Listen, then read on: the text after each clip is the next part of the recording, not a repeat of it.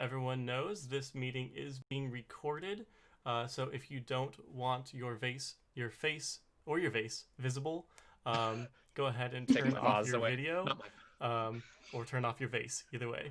But we're going to keep this for archival purposes as our first alumni virtual workshop event.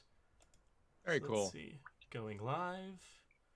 Make sure the first thing that everybody sees is that I'm rocking my UC Irvine. Nice. Ooh, awesome. Oh yeah, this thing's like ratty. Like 11 years old. I was gonna wear mine too, but it's like super bright red, and I was like, that's a little too harsh. Oh, there it is. Yeah, Xanthe, I'm like bigger now, so I have like this tank top that like is like shrink wrapped on my body. UC Irvine, go in. Theaters, 𝗓𝗓. Yeah, 𝗓𝗓. Let's go ahead. Well, welcome everyone to the Anteaters in the Arts virtual voiceover workshop. So happy to see so many people attending. I'm sure we have a wide variety of current students, UC Irvine alumni, both from the 𝗙𝗔𝗢𝗄𝗏 School of the Arts schools and the ICS schools, as well as we have a whole Facebook audience tuning in and watching. And I'm sure anyone who's a fan of the voice acting and video game community, they're all welcome here as well. I am Clint Foley. I am the events chair for the Anteaters in the Arts Alumni chapter, and I'm so happy to welcome everyone to our event. Before we go any further, I believe our chapter president, Ivan Williams, wanted to say a quick introduction as well. So let me throw it over to him. Great. Hey, good morning, everyone, and thank you, Clint. First of all, I want to welcome each and every one of you to what I consider probably the most amazing event for the Anteaters of the Arts, because this is our first full-blown, over-the-top, virtual Anteaters of Arts events we've ever held in the last couple of years. So, and it looks like it's working so far so well. But most importantly, as we all look around in our communities and our neighbors, our family, arts is the beacon of light. Arts is all about bringing the human spirit up to a whole nother positive level. And that's what today's session's about with Xanthe. We really hope that each one of you can take away that bright spot of today in the darkness in our communities and take that light into your families, into your communities, and really remind people of the power of the arts. And that's what today's session's about. And in essence, we hope each one of you take away a message, a learning, what you can do in your own life, whether you are going to become a voiceover actor, or if you're just simply trying to learn some new skill that you can try on at your job when the jobs reopen. But anyway, I want to welcome each and every one of you. I thank Clint, I thank the UC Irvine Alumni Association, Wendy, Dave Brown, and my board, Sabrina Fan, Danielle Louie, and Andy Mack, as well as Sarah Brandenburg, who helped pull off this amazing event where we're having cross platforms, Facebook and Zoom, coming together to work for over what I think could be easily over 200 people. So this is a big event for UC Irvine, the UC Irvine Alumni Association, but most importantly, it's for each one of you to feel proud of your alumni connections to our fantastic school. So without further note, I'll turn it back over to our fantastic Clint Foley, who's going to lead us into this amazing voiceover event. Well, 𝗓𝗓, indeed. 𝗓𝗓, all the 𝗓𝗓s. Well, to get us started introducing our guest of honor for today, I just want to show you all and let her kind of speak for herself, really, just sort of the talent that Xanthe finds in her voice. I'm actually going to need to screen share, Wendy, if you could turn that ability on for me. I will have Xanthe's voice speak for herself, so to speak, in a moment. Let's see if we get screen share. There we go. Thank you so much. All right, everyone, please pay attention to the little screen on my screen and enjoy. I'd like to just jump in real quick. Hi, this There is will Wendy come a day. from the Yes. Alumni Association. Real quick, we want to make sure that everybody mutes their their own microphone, and we just want to let you know that we'll be recording this event for opportunities for people to see in the future. Thank you. That is right. Great catch, Wendy. All right, with no further ado, Xanthe Huynh. There will come a day when you will no longer be able to do the things you take for granted.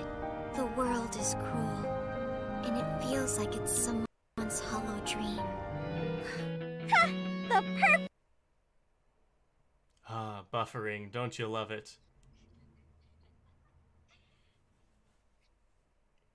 Fun fact, Xanthe voiced that loading circle as well. Getaway! That stuffy old castle can't hold me! I see no meaning in negotiating further, and while I remain partially reluctant, I will rely on the Society's contraptions for backup. My heart has been set. You should know. I am no longer your subservient puppet!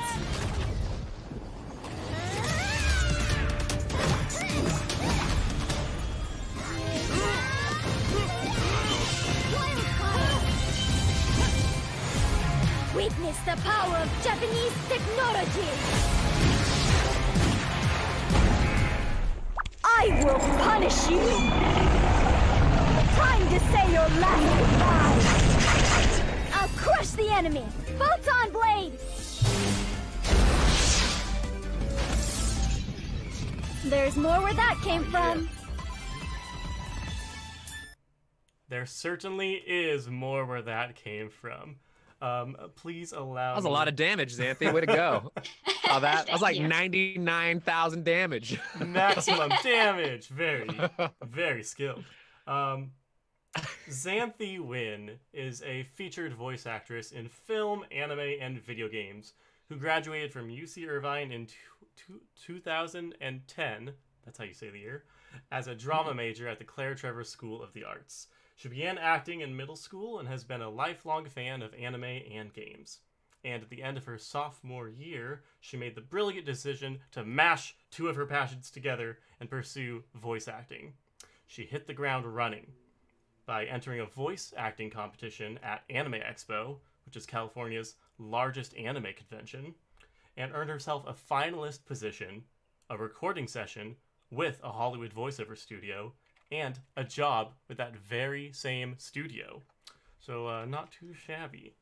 Xanthe's list of credits is as robust and extensive as her knee-length hair.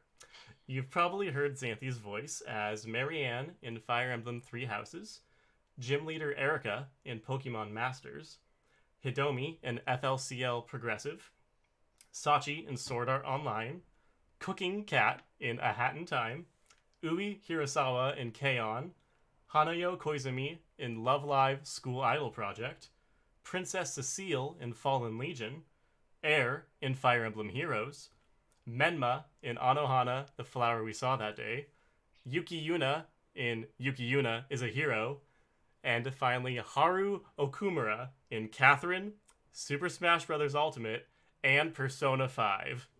Xanthe, thank you so much for joining us today. Hey, thank you for having me be here. Well, thank you for all of your experience and all of the talent that you're bringing back to this UCI community. Would you mind answering just a few questions just so everyone can get to know you a little bit? Sure, of course. Let's see. So starting at the very beginning, before your career even started, just thinking of, pure fandom, did you have a favorite character growing up? Growing up, I liked watching a lot of like Looney Tunes. So I liked things with a lot of humor, like Tom and Jerry and Bugs Bunny, Daffy, and them. I think my very first anime that I watched that I didn't know was an anime was probably Sailor Moon. I saw it when I was visiting a cousin up in Canada, and I thought it was really cool because it's stylistically so different and has like a female protagonist, and it was really cool. Yeah, I think those growing up really influenced me. Some games were like Mario and like Sonic and stuff. So. Well, that's interesting because maybe Mario and Sonic, there was a time when they didn't have a voice, but Sailor Moon definitely. And you were lucky enough to have a part in Sailor Moon, right? Yes, I was in the Sailor Moon Supers as Pala Pala. It was really cool that they, decided to give it a new dub, and I was really honored to be a part of it. It's something from my childhood that I didn't really think that could happen. So that's exactly what I cool. was going to say. Some from your childhood that you didn't really think could happen, but you made it happen. So that's amazing. Moving on from childhood to just after childhood, 𝗫𝘁𝗍𝗏. What made you want to attend here? Just a little jump. So I was looking to apply to schools for theater, mainly because I had an interest in acting, but I wasn't really sure if that was exactly what I wanted. I wanted to be able to take a bunch of different classes and a bunch of different things, and then settle into something. And 𝗫𝘁𝗍𝗏 was one of the ones that I applied to. I applied because there was a boy that I liked. We were dating at the time, and now we're married. So it worked out. That did. I'm sure he agrees. Yes, that worked out. At UCI, did you have a favorite class you were taking, or that you took while you attended? There's so many classes that that were definitely very beneficial. That I learned so much, even just the beginning, intro to acting classes that that everybody has to take as a freshman. But one of the classes that have been the most memorable that I miss a lot is the clowning class, which is kind of the opposite of voiceover because they don't talk at all. But I love the ability to let out your inner child and just kind of do a bunch of really silly things and get to celebrate how proud we are of those little accomplishments. I think it has because I feel like we focus so much on success that having the ability to do something really dumb and laugh at it is something really important. So I miss that class a lot. Yeah, I mean, you had a great clown named Babs, if I remember. Yes, Babs. And she had braids that came out to here, all the way little handlebars. Yeah, no, we did in fact have a clown college at college, and that's a great acting exercise because it encouraged everyone to always say yes to every situation, and more so than improv, you're forced into your yes. So that's a very good skill for life, is just adapting to everything that comes at you. Cool. At UCI, besides clowning and acting, which some people would say is the same thing, you also had some experience with sound design and directing even. I was actually in one of your first directing projects. So would you say any of those other skills that you developed at UCI have been applicable to your career now? I would say that you definitely build an appreciation for people that have these particular skills.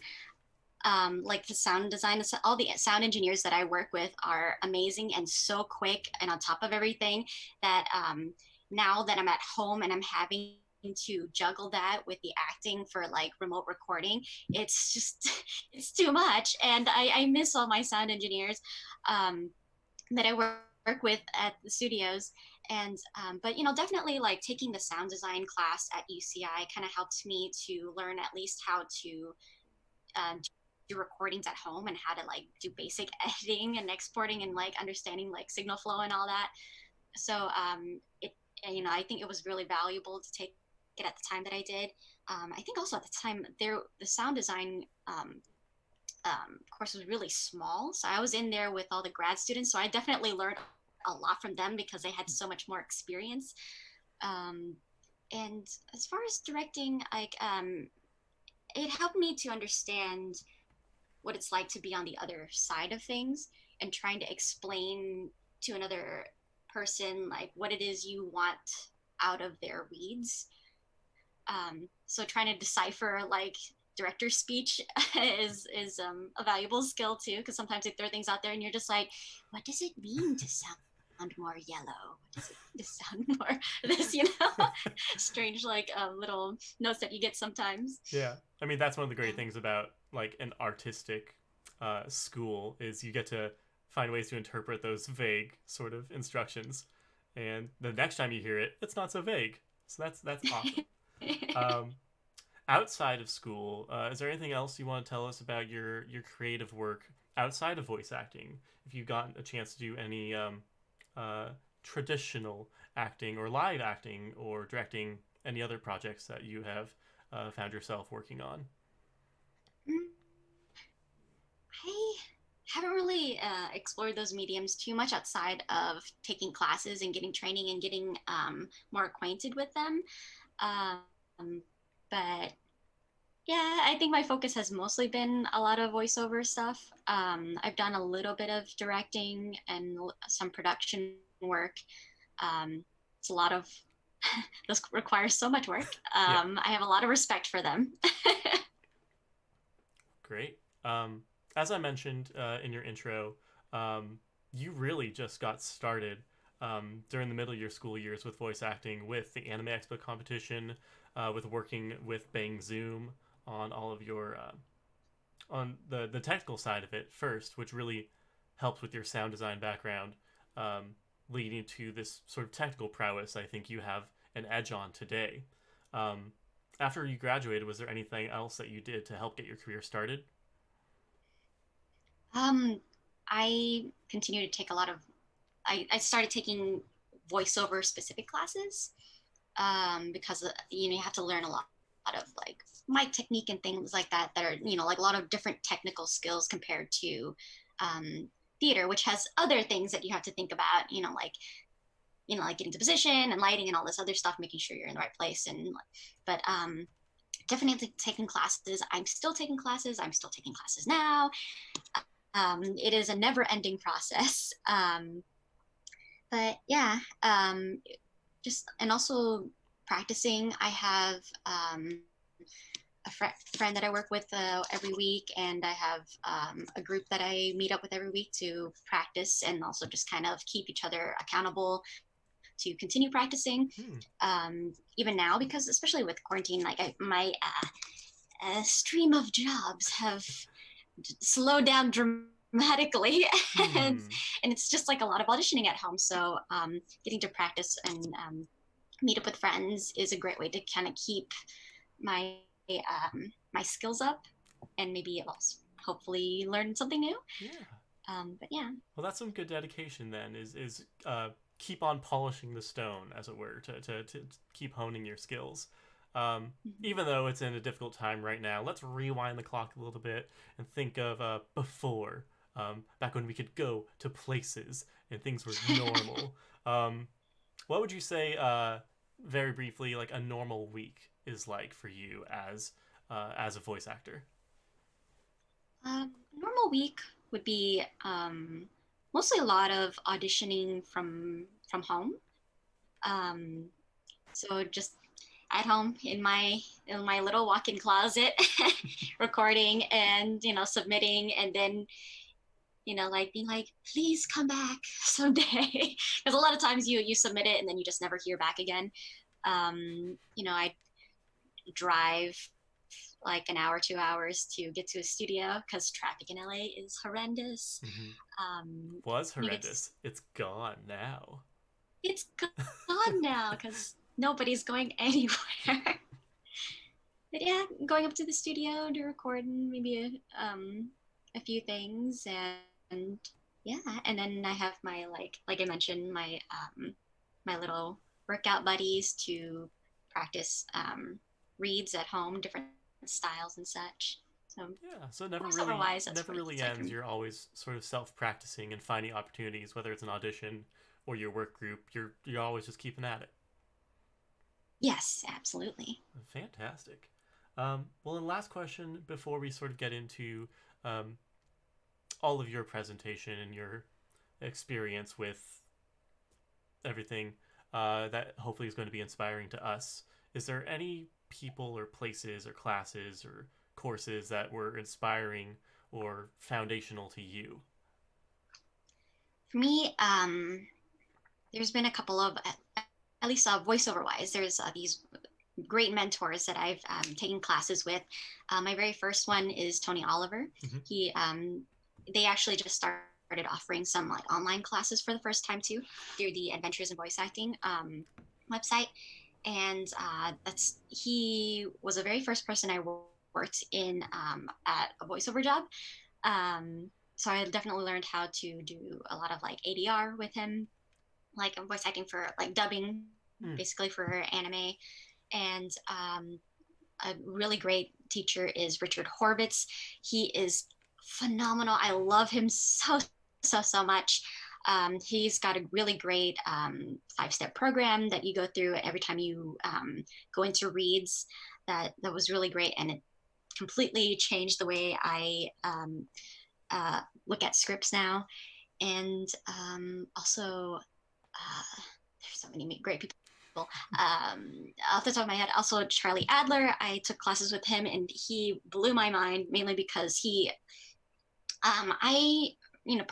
personally, I have a lot of, insecurities and self-doubt and such. And like, he could tell when I went in and I'm just like a nervous wreck, and he really grounded me. And he was, the thing that I took away most from his class was, you have permission to play. That means to explore and try and do whatever you want, be, let yourself be silly, let yourself be really dumb, and you'll discover something new. And that was so profound to me, because I've always been in this position where like, I have to be perfect. Like, what do they want? Like, it must appease to like the people on the other side of the glass. But it's so important to kind of just like, kind of be yourself. Yeah, if anything, that's my diploma hanging right over my head reminds me it's okay to be dumb, and that's a great lesson for aspiring actors. Well, look at all those different influences you had that inspired you, and all the advice you got to get to where you are today. Well, I think now everyone on the chat and everyone on Facebook is ready to see that advice come from you. So if you want to take it away, we are ready for your masterclass. Great. So one moment. Let's switch over here. Can you guys see that? Mm-hmm. All right. So thank you, everyone, again, for being here this morning. I know we have both the drama students and the ICS students watching. So even though the majority of my talk is going to be about the acting side of it, I will try to touch on production as well.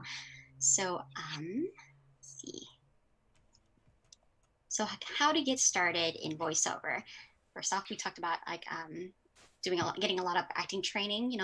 Most of you that are theater kids, you might already have a lot of experience, so you kind of have a leg up. But I think it's important to take classes so that you know how to break down a character, be able to make choices, listen and reacting to other people, and know how to take direction and apply it, and get used to cold reads. I will say that, I didn't have any voiceover training before I started, but my background in theater really supported me in like the voice acting competition that I was in, and in my transition into voiceover, because I was already able to kind of just jump into a character and then act out a scenario. You can't just have a cool voice or like do voice impressions. You got to be able to do that cool voice or that voice impression and sustain it for 2 to 4 hours, and also give it a variety of like emotional nuances. So when you decide to sign up for classes more aimed towards voiceover, there's a lot of different genres to explore. Because of COVID-19 and like the stay-at-home orders, there's a lot of voiceover class opportunities that you can sign up and take from home right now too. So I would recommend looking some of those up. But before you sign up, I do suggest that you look up who the teachers are and what they've done recently before you invest your time and money. There's like so much offered out there. A lot of it's free too, so keep an eye out for those. I personally prefer taking classes that are at a studio, especially if you've never worked at one before or you've never been at one before, just so that you can get experience behind the mic and know what it's like to work with a sound engineer and also like a director in a professional environment. And that way you can learn proper etiquette and you don't get super nervous at your first gig. That was definitely me. I didn't have any training. I went in for the first time and I was a nervous wreck. I tell this story all the time, but I was so nervous that I was like gripping the music stand that had the script so much, and the director had to stop and come over to my side and say like, let's pry you off the music stand and have you relax because everything you're saying sounds like you're constipated. And I was like, that's not a good sign. So I would recommend it if you have the opportunity to take a class in a studio once all of this health, situation is kind of blown over. Take improv classes. They're a great way to stay flexible and open to new suggestions. Some forms of voiceover like commercials and animation kind of encourage improv, but it also kind of depends on the clients, and they'll generally let you know if they want it or not. Other forms such as ADR dubbing or video games are generally not as open to actors ad-libbing, mainly because of different restraints. Now, I had mentioned the importance of cold reads because the majority of voiceover for video games are cold reads. Getting comfortable with cold reads is so important. Most of the time when you go in for a recording session, you are seeing and reading those words for the very first time.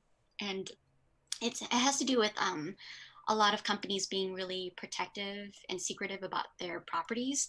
So, sometimes they'll go by like a code name and you won't even know what you're working on until you come in and sign an NDA.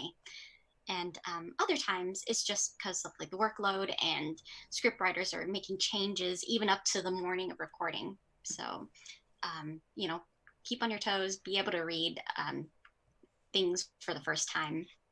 Unless you're going to something like motion capture, you'll most likely get a script like a little bit ahead of time, because you need to memorize your lines and then you get to go rehearsal before the shoot. But majority of voiceover is cold reading. As you're training and practicing, you should get to know your own voice. And to do that, I would say, start recording yourself on your phone or your laptop and play it back. Get used to hearing yourself. I used to hate hearing my own voice because, your recorded sound, it's so different than how you personally perceive your voice to sound because of the way it's like vibrating within the cavities of your own head. But, so start recording and getting used to like how you sound, get a feel for what your natural sound is, what your natural instincts are, find out what your highs and your lows are, can you sustain your voice in those tones, get a microphone to practice at home, learn how to use recording software on your computer. I'll touch on those more in a bit, but COVID-19 has really shaken the industry with social distancing. And so it's getting really important to know how to use those things properly at home. And because we're focusing on voiceover for video games, I think it's really important to get familiar with different video game genres, especially if you don't play a lot of games or you don't play a variety of them.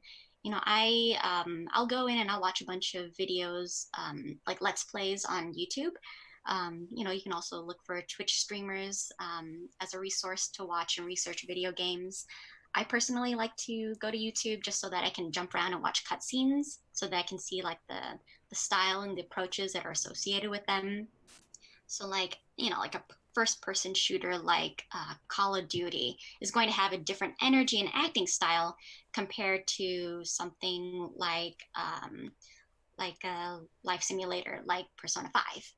And if the lines are like on screen, you can also just mute the audio and read lines as if as a way to practice as well. Okay, so moving on to home recording setups. Most actors have some kind of remote recording setup for auditions, because a lot of submissions nowadays are done electronically rather than in person at a studio. So having a home setup has been a very huge shift in voiceover in the last few weeks, because we're not able to go into the studios to record. So a lot of them have also been requiring that talents have a good setup at home and a way to kind of like connect with the studio for when you do the actual recordings. Hydrate, right, everyone. so... Hydrate. Yes, I'm going to be talking a lot, so bear with me. I hope you're all taking notes. We'll have a quiz afterwards. No, I'm just kidding. You know, to start off with, you could just start with like a lower end like USB mic that plugs directly into your computer, so that you can just start practicing and auditioning that way and like learning. Sort of like the ones I kind of have here. And you'll also need to have like a digital audio workstation, or a DAW, which is the software that you'll use to record yourself and to edit sound files. And there's like a ton of different ones. I have Audacity on there because it's a free one that a lot of people use. I personally use GarageBand that comes free on the Mac. A lot of my friends use Adobe Audition. There's also Twisted Waves and Pro Tools First. You know, be resourceful, find tutorials on how to, you know, learn how to use them to your advantage when you're working from home. Now, eventually you might want to get better quality and better control of your recordings. So you'll want to upgrade to like an XLR condenser microphone and get an audio interface. An audio interface is the hardware that you plug your microphone into, and then it plugs into your computer. And it basically just takes the sounds that's going into the microphone and digitizing it into your DAW, so that you can record and listen to it. See, and once you have all your equipment, you'll need a nice quiet place to record that is free from echo. I personally use my walk-in closet because it has a lot of clothes and a lot of things that dampen sound. You know, like I don't know if you've seen voice actors online kind of posting when they're on the go at like a hotel or something, and they'll build like a pillow and blanket for it, just to like sit in and do the emergency recordings and auditions, just so that they can kind of like dampen all of the reflective surfaces that might be in that room. That's another childhood skill that's coming in handy, building forts. Who knew? Hey! I'm gonna show you some of my setup here a little bit. This is, share for a second. Yay, I'm back. Okay, so this is a USB mic that I have. This I take when I travel with around, just so that I can have for emergencies if I need to audition while I'm on a go somewhere. It's kind of small and compact, which is really nice. I should probably get a nicer case for it, but here we go. It's nice and small. This one's kind of nice because it has like a little volume control or like gain on the side here. A lot of them don't, so you won't have like the ability to control that on USB mics. So that's why I mentioned that, you know, once you get to the point where you feel like you need to be able to have better control, then you want to upgrade to an XLR mic. Can you show us the box for that microphone one more time? Yes. Dun, dun. Looks like an Apogee mic. It sure is. Great. That's the one that I have. A lot of people, some of the beginner ones are like the Blue Yeti and the AT2020. Those are good ones too. Oops. So this is my interface. It's a PreSonus audio box. It is, I found out the other day that it is discontinued. I am a dinosaur now. It works really well. But yeah, this is what I use to plug my mic into, and then it connects to my computer to help me record good sound.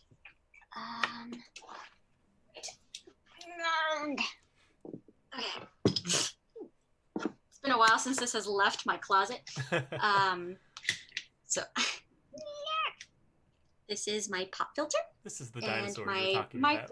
Yes, this is my AKG Perception 120. Woo. And it's like little shock mount.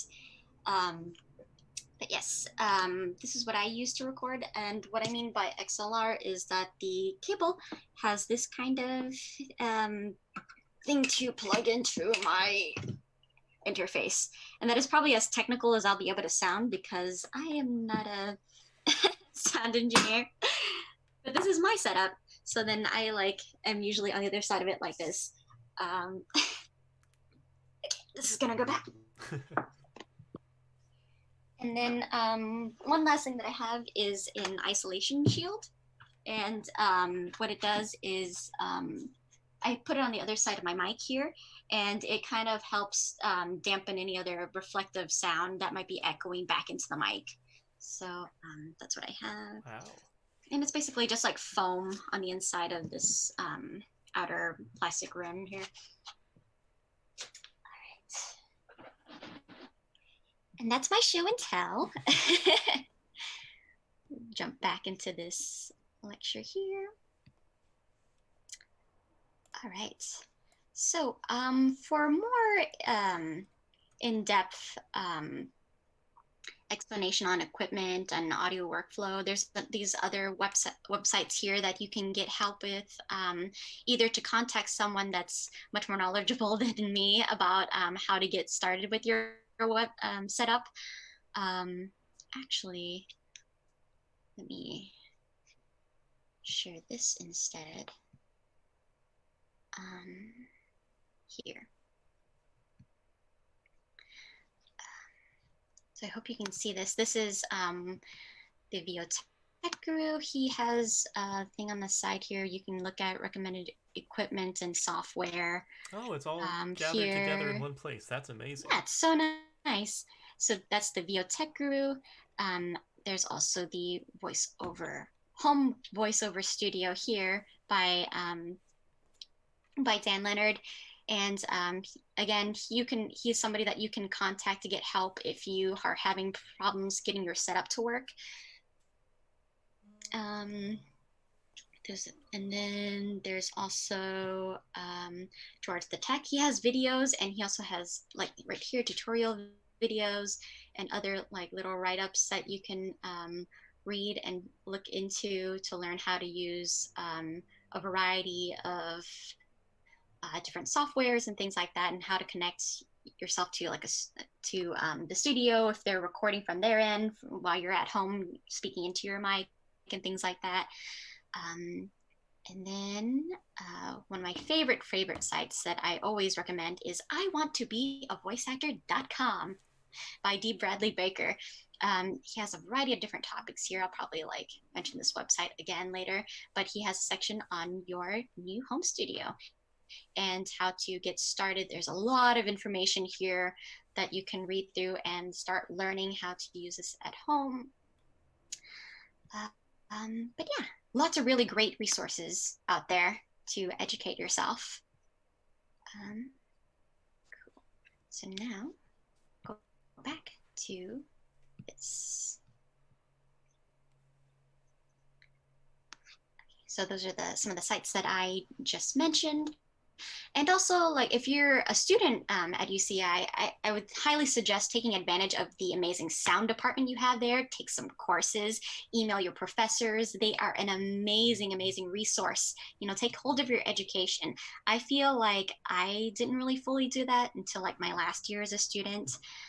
Getting really involved and really get to know some of my professors and, learning from them, about specific things that I was interested in. And of course, be respectful of their time. So, respect them and give them time to get back to you as well. Well, something I wanted to mention back when you were talking about yourself taking the sound design classes, one of the great things about the Claire Trevor School of the Arts is a lot of those higher level technical classes you're actually taking with the grad students as well as the professors. Just like you said, if not the grad students will be teaching the courses. So there's a lot of networking potentials for other people Yes. working in the industry along with you. So definitely take advantage of that if you are a current student or if you're thinking of attending. Yes, do it, do it. All right, moving on from this, I'm going to jump a little bit into talking about the production side now. So what if you're a game developer and you're looking for voice talent? These are some of the things that you may have to think about production-wise before you jump into getting into like a recording session. So now the requirements may vary depending on your particular project's needs and like who you're working with. But things I'm going to mention are based on kind of the experiences that I've had with game devs that I've used, that I've needed to do in order to produce and direct for them. So find out what your needs are and how to budget, how it compares to your budget. So to find out, you need to consider the following things. You know, how many characters are in the script? How many lines does each character have? How many lines and scenes are going to be recorded? Maybe you don't want to record the entire game. Maybe just do cutscenes. Maybe it's just the attack stuff. You know, think about what it is you want to record. And then think about how much they all speak. Can you have the same actor play a couple different roles if they just kind of vary up like the attitudes and the pitch? How are you going to pay the actors? Are you paying them hourly? You know, think about like if the average experienced actor is able to do about like 60 lines an hour, how many hours do you need for each actor based on line count? And then think about how many hours you need total for your project. And then after you have that figured out, can you afford to rent a studio with an audio engineer for that many hours? Or will you have to have the actors try to record remotely from their home? Or, will you hire a director for all those recorded hours? You know, how much does your audio editor charge to clean up and equalize all the acquired recordings? If they're dealing with remote recordings from different mics and different spaces for all your actors, it's probably going to add a lot of time on your audio editor mixer. So those are a lot of things that you have to kind of think about, and then compare what that estimated cost might be to what your budget is, and then figure out like, okay, how do we get funding from there? Should we do crowdfunding? Are we able to have like sponsors and things like that? There's a lot that goes into like all to the planning stages before you can start creating like the breakdowns and sending out an audition out there. A general audition breakdown itself will probably just have like a little bit of information about the game and about the individual character. Sometimes there's like a little picture if you have it, and then a couple sample lines that reflect the character for the actor to look at, and then record their lines and send to you to review, and then make your like cast choices from there. Okay, so now move into recording in the studio. So let's say the game has been cast. When you go into the studio, there's two halves of it. So one side is going to be the engineering side, and that's where the engineer sits with all his like the mixing board and everything, and then the director will kind of usually sit somewhere near him to and then like maybe behind them right here is where the game developer or the client or the writer might be sitting just to oversee the recordings. On the other side of the glass here is the booth. Usually inside the booth, it's like, you know, it's a padded room with a lot of foam, and you'll usually see the script. There will be a mic and headphones if they use them there. Some studios don't use headphones, but a lot of them do. You know, there's obviously, of course, because it's 2 rooms, there is a wall dividing them. And there's usually like a window between the 2, so you can still see each other when you're talking back to each other.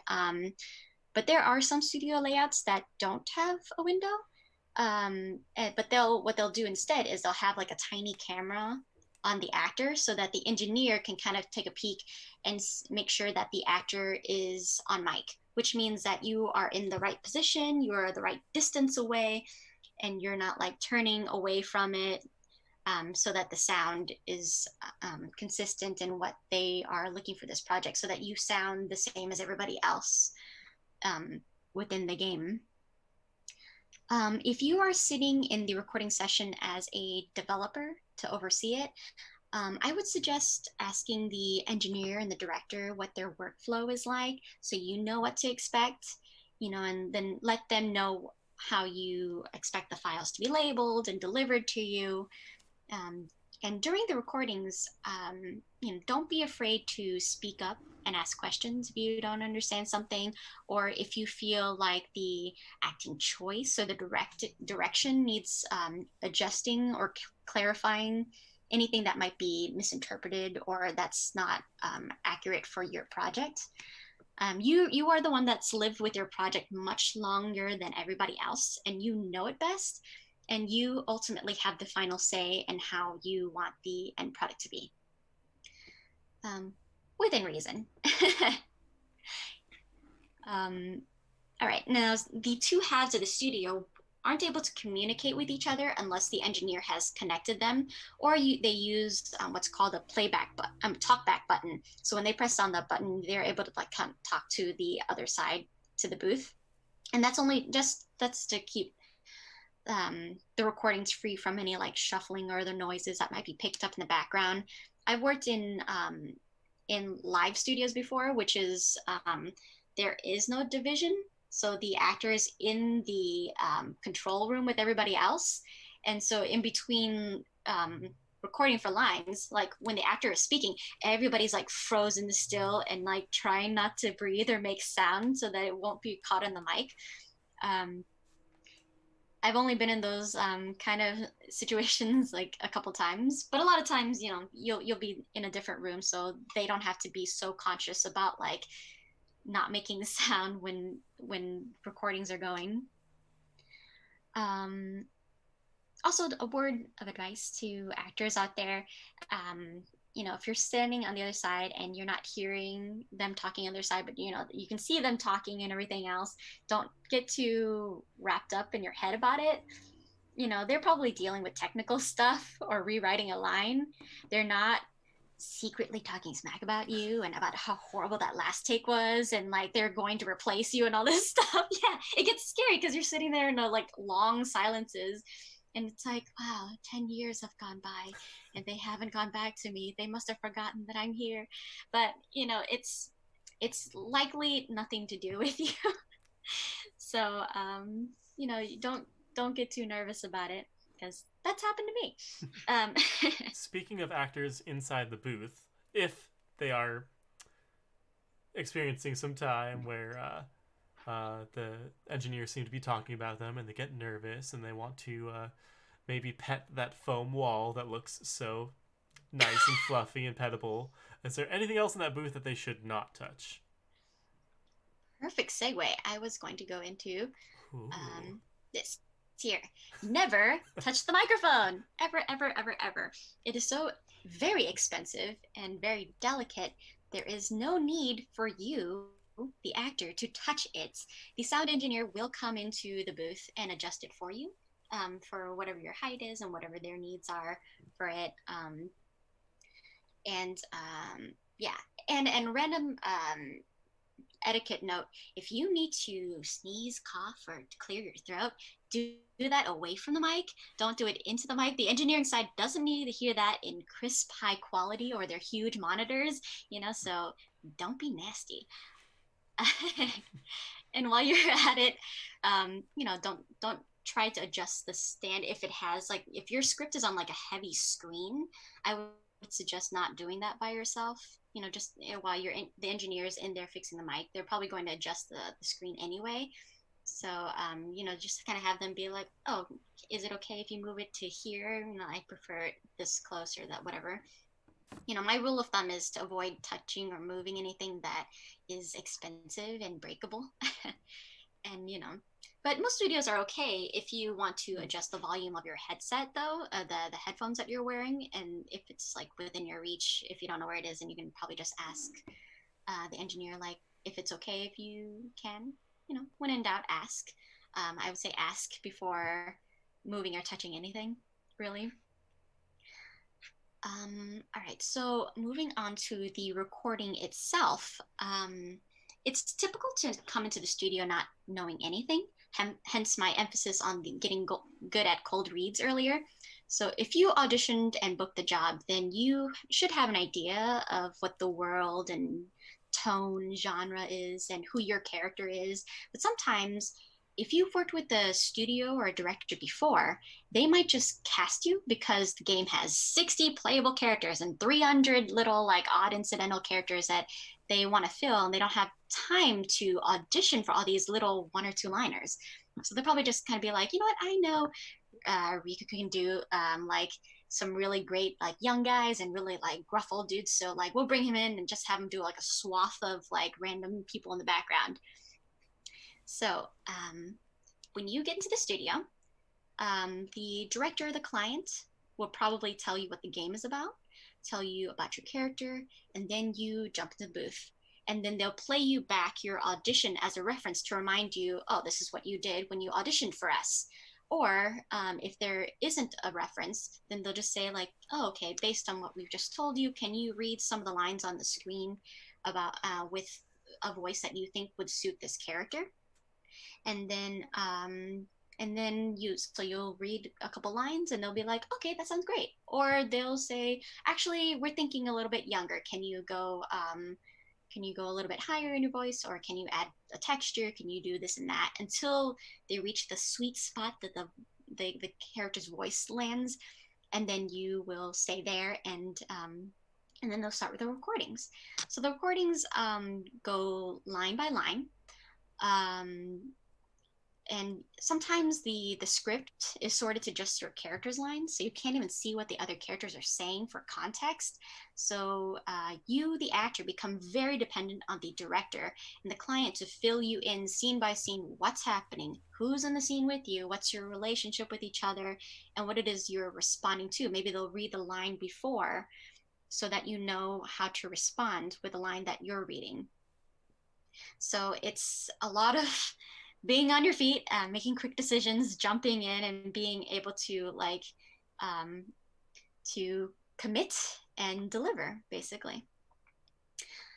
All right, so for a fun segment, we're going to have our special guest join us. Right. Woo! He's going to be demonstrating a live remote video game session for us. But before that, I want to share a little bit of his work.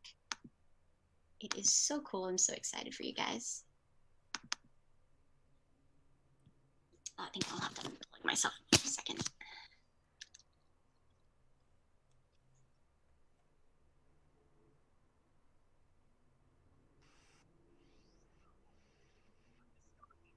Try to launch a counterattack just like you did.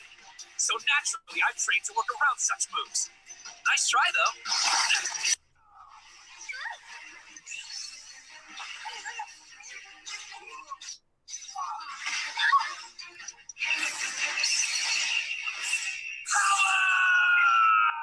I can finally say it. I started back then, but I never got to finish. So, what I was gonna tell you that day is that I don't know what happened to me, but right now I'm feeling so powerful, like I can clobber just about anyone. You bet your ass I know an ass when I see one, and you're any other. Jenny. I tried to keep you from the battlefield, but you proved me wrong, Noel.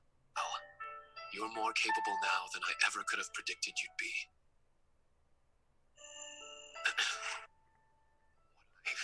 mean is, I apologize, Noelle.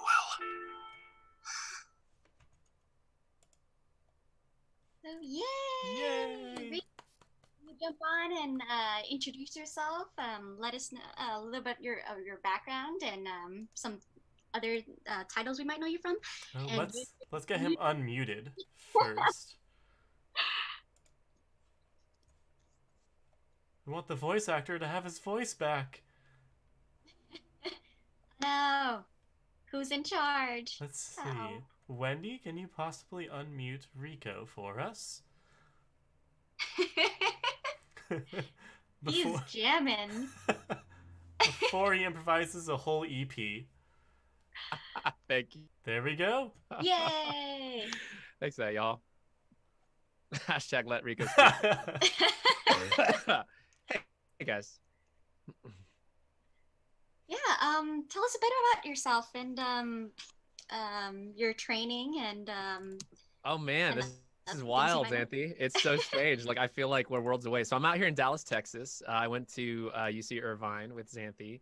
And after UC Irvine, when I was going to work in the area, I got an offer to go to grad school at SMU, which is Southern Methodist University in Dallas, Texas.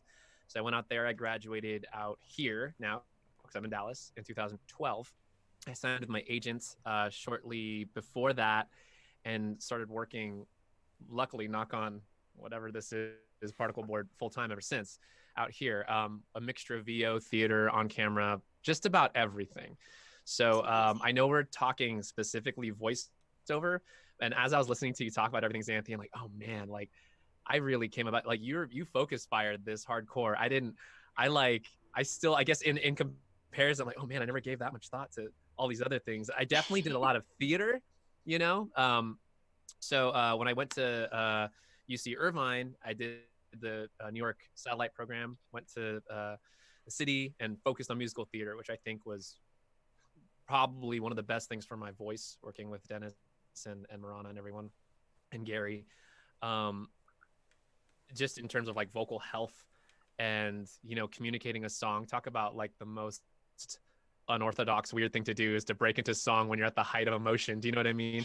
And so if you can bring authenticity to that, I feel like that's a really good starting point. And undergrad theater kids, they're just like brimming with dramatic energy. So I feel like if you pour that into a song, it's got to be helpful. But yes, musical theater was helpful there. And then coming out to SMU, it was classical training. So a lot of Shakespeare, Chekhov, all that stuff, and learning how to sing the poetry of classical text and text analysis, really.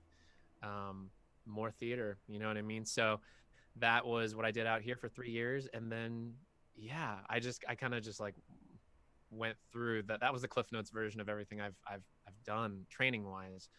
But yeah, to kind of further support what Xanthe said, taking classes whenever you can. I feel rusty, man, when I don't at least practice with my comrades. You know what I mean? The actor's job really is to audition constantly. And I realize more and more it's like having, so I say this with like a little caveat. I have an asterisk on this. Like a lot of folks want the finished product right off the bat. They want like the thing that's exceptional. Like casting directors don't want to work hard. They want to have the thing like done already, which as an actor, you're like, holy crap, I have to like learn Persian Farsi, you know what I mean? Overnight, or at least a couple phrases, and be able to understand like, you know, what at least a person from this area how they would handle the language if we're still talking about voiceover, notwithstanding if we're doing on camera. How does a person groom themselves? How does how they carry themselves? Like it always comes back down to theater for me, like, you know, theater 101, given circumstances, action, all that Stanislavski stuff. But like for VO, what's really fun is having the ability to be, I think, all of like these creatures and you know, things that like you never could imagine. I have done some mocap for we have Gearbox out here who does Borderlands, and I've done some mocap work for them, and they straight up showed me on a wireframe, like I was moving around and I was like I think I was just like a guy fighting some zombies, and then they were like, all right, now you're this, and they made me this big hulking brute. And when I was moving with my same kind of just normal alacrity of my body, it looked goofy. It didn't make sense. And all those puppet workshops we did back in, Irvine, you know what I mean? Like really helped out because there's like a weight to the body, do you know what I mean? That you have to like carry. So anyway, I'm kind of hitting a little bit of everything here, but all that to say that, yeah, it's a very interesting world with technology, kind of becoming more and more relevant, especially with like facial mocap with games. I mean, I'm playing Final Fantasy VII Remake right now, and I'm like losing my mind with how beautiful it is. Everything's a remake, by the way. Everything's coming back. So like, again, to attest to what Xanthe's saying, like, if you can, even if you're not a gamer, I trip out that people don't like that do video games, don't play video games. It's just because I imagine they're trained, but like, I've been playing games since I was a kid. I watched Dragon Ball since I was a kid. I'm working with 𝗏𝗏, who's Vegeta. Like it's a trip to be like that. But at the same time, like there's a very lovely grounding kind of thread between us in that we're both actors.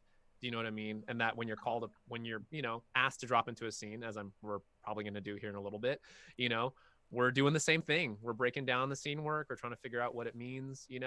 We're trying to be open to direction while also, keeping our voice safe. So yeah, I know I just kind of like word vomited a bunch, Xanthe, but I hope I kept it this between is the rails. all amazing stuff.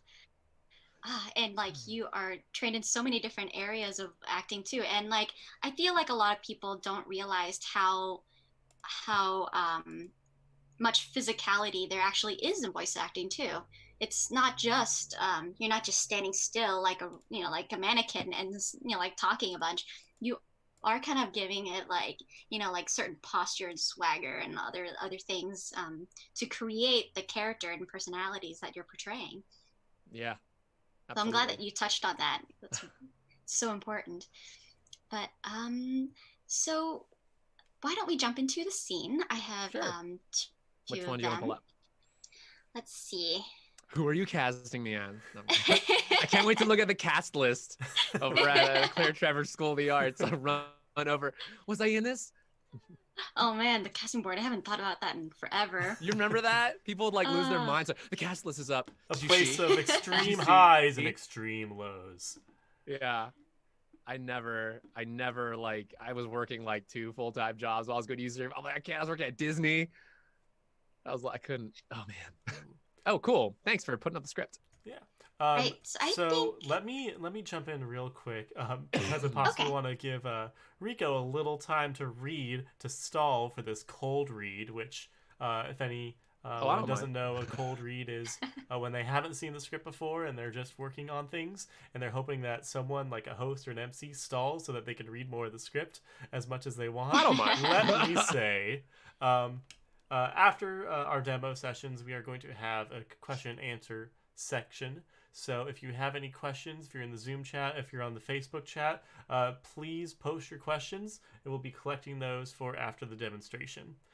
Also, to give you a little bit more time for cold reading, before you go into this session, if there's anything you want to mention on vocal health or preparation before you begin the job of speaking with your voice, now might be a good time to cover that. Well, I hope that Ricco has properly warmed up. It is very important to warm up, especially before a video game session, because you don't know what to expect. And, most of the time you got to assume that there's going to be a fair amount of projected lines, which is a lot of like screaming, yelling, dying and such. And yes. I guess afterwards I'll probably ask Ricco a couple questions too. I just kind of want to jump into the script because I'm so excited to see Ricco work. So first character fun, I have man. here. This is really fun, Xanthe. I can't believe we're like here years later doing this. This is cool. Right? I haven't seen or spoken to you in like a decade. And then here we are. Convention. We keep missing each other at conventions, you guys. That's a conversation for another time. Yo, But anyway, remember conventions? I remember. Yes. Let's not think about sad times right now. Think about the good times. All right, so we have Roland for you here today. He is a knight that is active and full of high spirits. When things are looking down, everybody knows that they can rely on his support to pull through. Roland inspires trust and respect from those around him with his confident positivity. He serves as the training mentor to the main protagonist, and he is never without his mighty sword, 𝗔𝗕𝗢𝗆. Now, about the game itself, this is the JRPG style. After 1,000 years of peace, the seal to the demon world was broken, releasing havoc onto the world. So to protect the citizens of the land, the king has ordered his son to reseal the opening before all they know and love is destroyed. Is the protagonist the son? Yes. Yeah. Yes. Okay. So you act as mentor to him, kind of like a big brother. Okay, that's what I was gonna ask. Relationship-wise, I'm more like fraternal, or is it like, paternal? So, So I don't think you're quite that much older. Let's just say that you're say like the main protagonist, because this is kind of like in the anime-ish realm, that the main protagonist is probably like 17, 18, whereas you're like 25 to 27. Yeah. Yeah. Okay. Sweet. And there is no photo. Final artwork is not finalized, so we don't have one for you. All right, so in this first scene, I think these first two lines are in the same scene.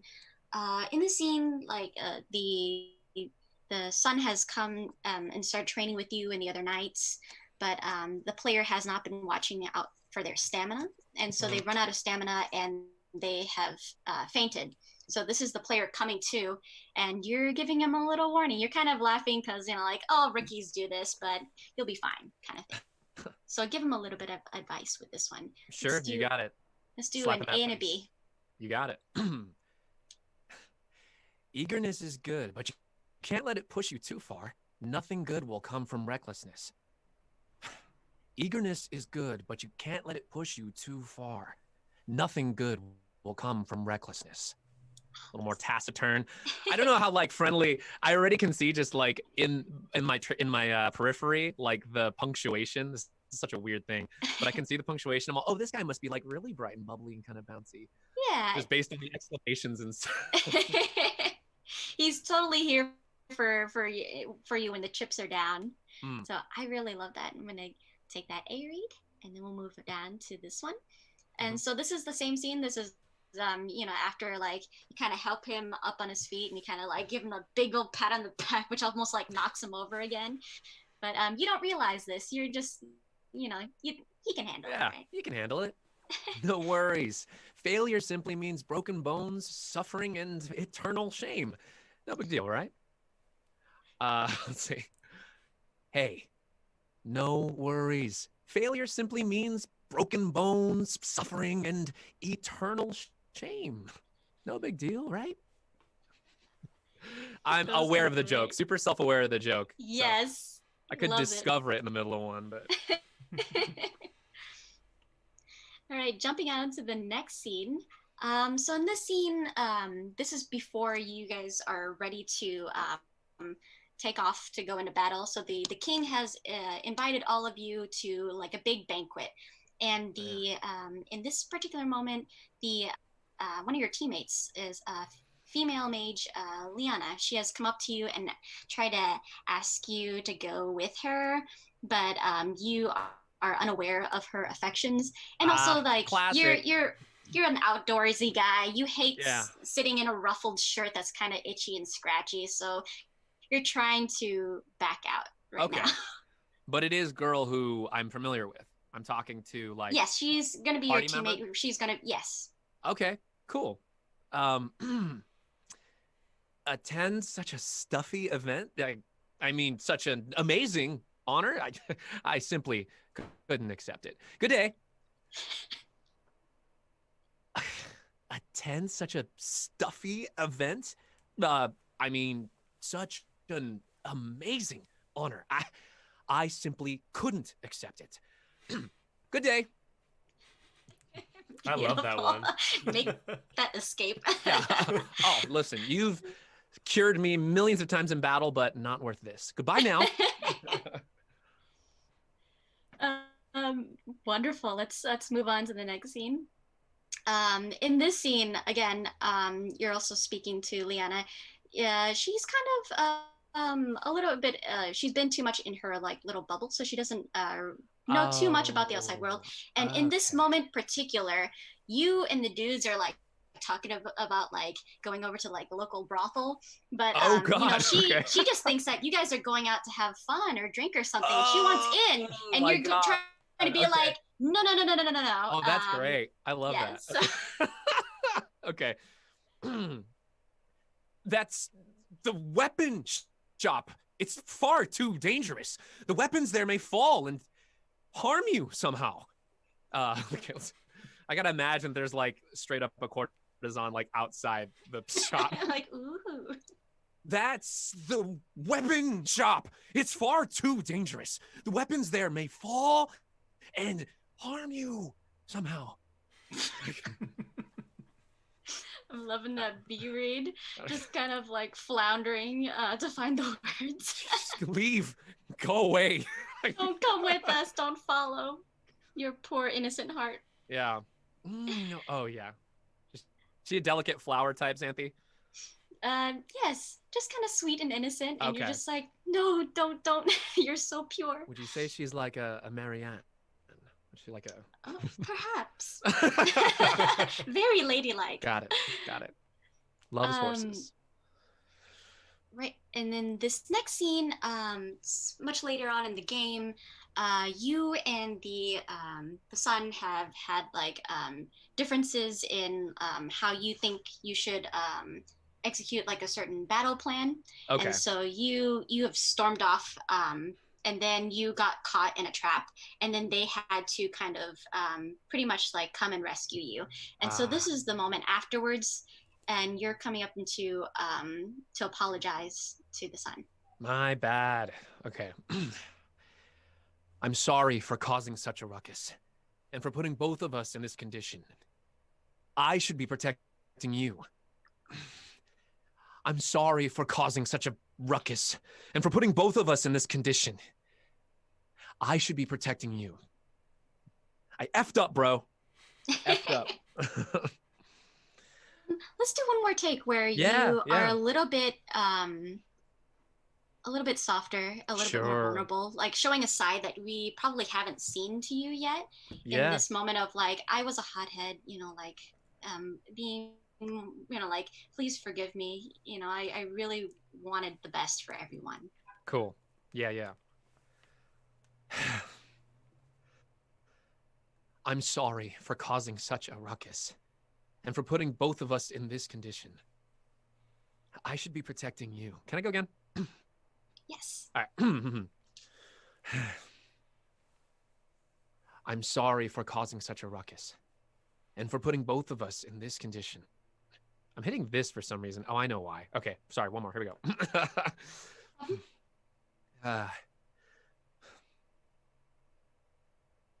I'm sorry for causing such a ruckus and for putting both of us in this condition. I should be protecting you. Beautiful. Love that.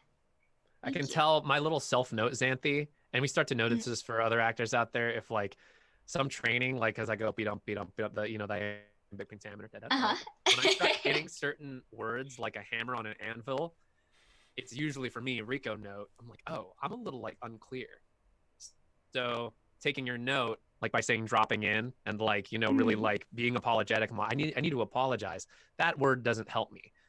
I just replaced the stress and it like set me free. This is fun, by the way. I don't really get to like do it. It's fun. Yeah, thank you for agreeing to do this. Actually, it's not easy, you know, like especially since we're here with like a bunch of internet people, you know. Oh, it's so okay. Different than being. It's like a con. True. ZotCon. It kind of is a mini convention. Yeah, ZotCon. ZotCon. Ooh. I'll call the trademark office right now. Yeah. Do you hear this? Xanthe. Well, listen to this. Anyway, sorry. Okay. Jumping back into this. That last take was beautiful. And a great way to move on to, so now we're moving to these lines that are not within the storyline. They're just like little like battle things or things that are inserted here and there. For this one in particular, this is part of like a 2-part combo attack. So like the prince or the son, he is going for to like strike a monster, and then you jump in and you do like a side-by-side attack together. Nice. So this is the line that you say before you guys are striking together. Cool. Now comes our victory. Now comes our victory. And because this is part of an attack, you need we need it a little bit tighter, a little bit quicker. You got it. Now comes our victory. Now comes our victory. Nice. That's kind of a little flatty, but I just, you know. Yeah, it's because it gets mixed in with like all the sound effects and everything else going on and all the music, so it kind of helps to just kind of like get in and then like attack. So that was great. And that's true. That's one difference from other types of acting to this one. Sometimes you don't have the luxury of animation being formed around your words, and you have to fit it in to a tiny slot. So that all falls on the actors to make it believable with all of these technicalities. I would say especially for video games. Yeah, and anime, because fitting the flaps. I will say that singing, like the musical theater stuff, helps a lot, because when you learn to score where your breath goes, you know, where like it might sound very mechanical, and yet like if you just if you delve into it and really commit to it, it'll set you free.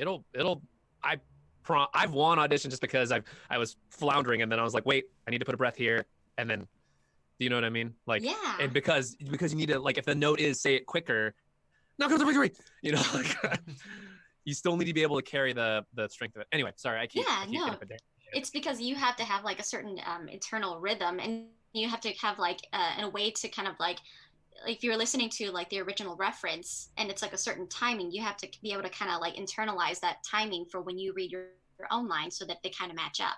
That happens a lot with video games as well, especially for like JRPGs that are going from Japanese to English. A lot of these, especially for these attack type lines, they have to be within a certain time restraint so that it fits the video, and also just so when they fit it into the game, like the game does, if it doesn't match up quite right, the game could like just crash and bug out. We did Dragon Ball Xenoverse 2 without animation. I just had to match to the Japanese like syllables. That was tough, man. We were literally like firing blind. Like it was just like, all right, I hope this works. And we would do a couple takes, and you could see the parts where we missed some things. You could see some other stuff. But you know, it's like you do it with the materials you got. Yeah. So. And then later on, when they finally put everything in, then you get called in for a pickup session, which is when they'll have you redo lines that were previously like, oh, we didn't have the right context for this, so we needed to say this line again. The acting was fine, but it's just because we gave you the wrong direction, or maybe they need to rewrite something because it translated wrong, or they changed the name. There's a lot of different reasons why, but they'll call you in for a pickup session because like, now we have all the correct materials and we need you to redo these for us. So we'll move on to this next part. I'm gonna gain myself down for this. Yes, this is quite called out. Yeah. So this is your special skill. It's like the pose with your sword and it glows, and then you go in for the final like huge swing, and it's, you know, like in the background you'll see like this, like not just your enemy but like a massive like tree just kind of like split in half and do like the kind of thing. Yeah, I love that. It's like I love the blinking guy meme where he's like, when he watches the anime, he kind of like all right, so I gained myself down so I wouldn't blow you up, but here goes. Witness my transcendent power. Maybe a little too forte. I'll take it a little younger. You can take your time with like to separate the I've two. got more time. Sweet. Witness my transcendent power. And I don't know exactly how much time we have, but if we had like, it's a big like Knights of the Round kind of summon. Yeah, I'd be happy to take up 30 minutes. The sound engineer just kind of like squeeze it and fit into place. Yeah. That last one was great. Sweet. All right, now we're moving on to our attacks. So let's just kind of take these ones together. Give me one light, medium, heavy, different swings with your sword. Sure. And how many takes per you want to, or? Just for sake of like vocal stuff, we'll take one per. You got it. Ooh, I got hot doing it again. For the actually for the heavy attack, can we do a two-parter where you do like the swings like a kinda... Yep. Nice. All right, and then we'll move on to this I section. said die in that. If you slow it down, I go die. I like that. Subtle. Yeah, very subtle. It's already on Did You Know Gaming. Exactly. Oh man. All right, and we'll take this next section together as well. Like you're getting you're taking damage, so you're getting a little bit hurt. Okay. Oh, my bad. I didn't know if you want to direct each one. My apologies. I just went through the list. We'll just take them. Light, Copy medium. that. Sorry, Xanthe. Okay, here we go.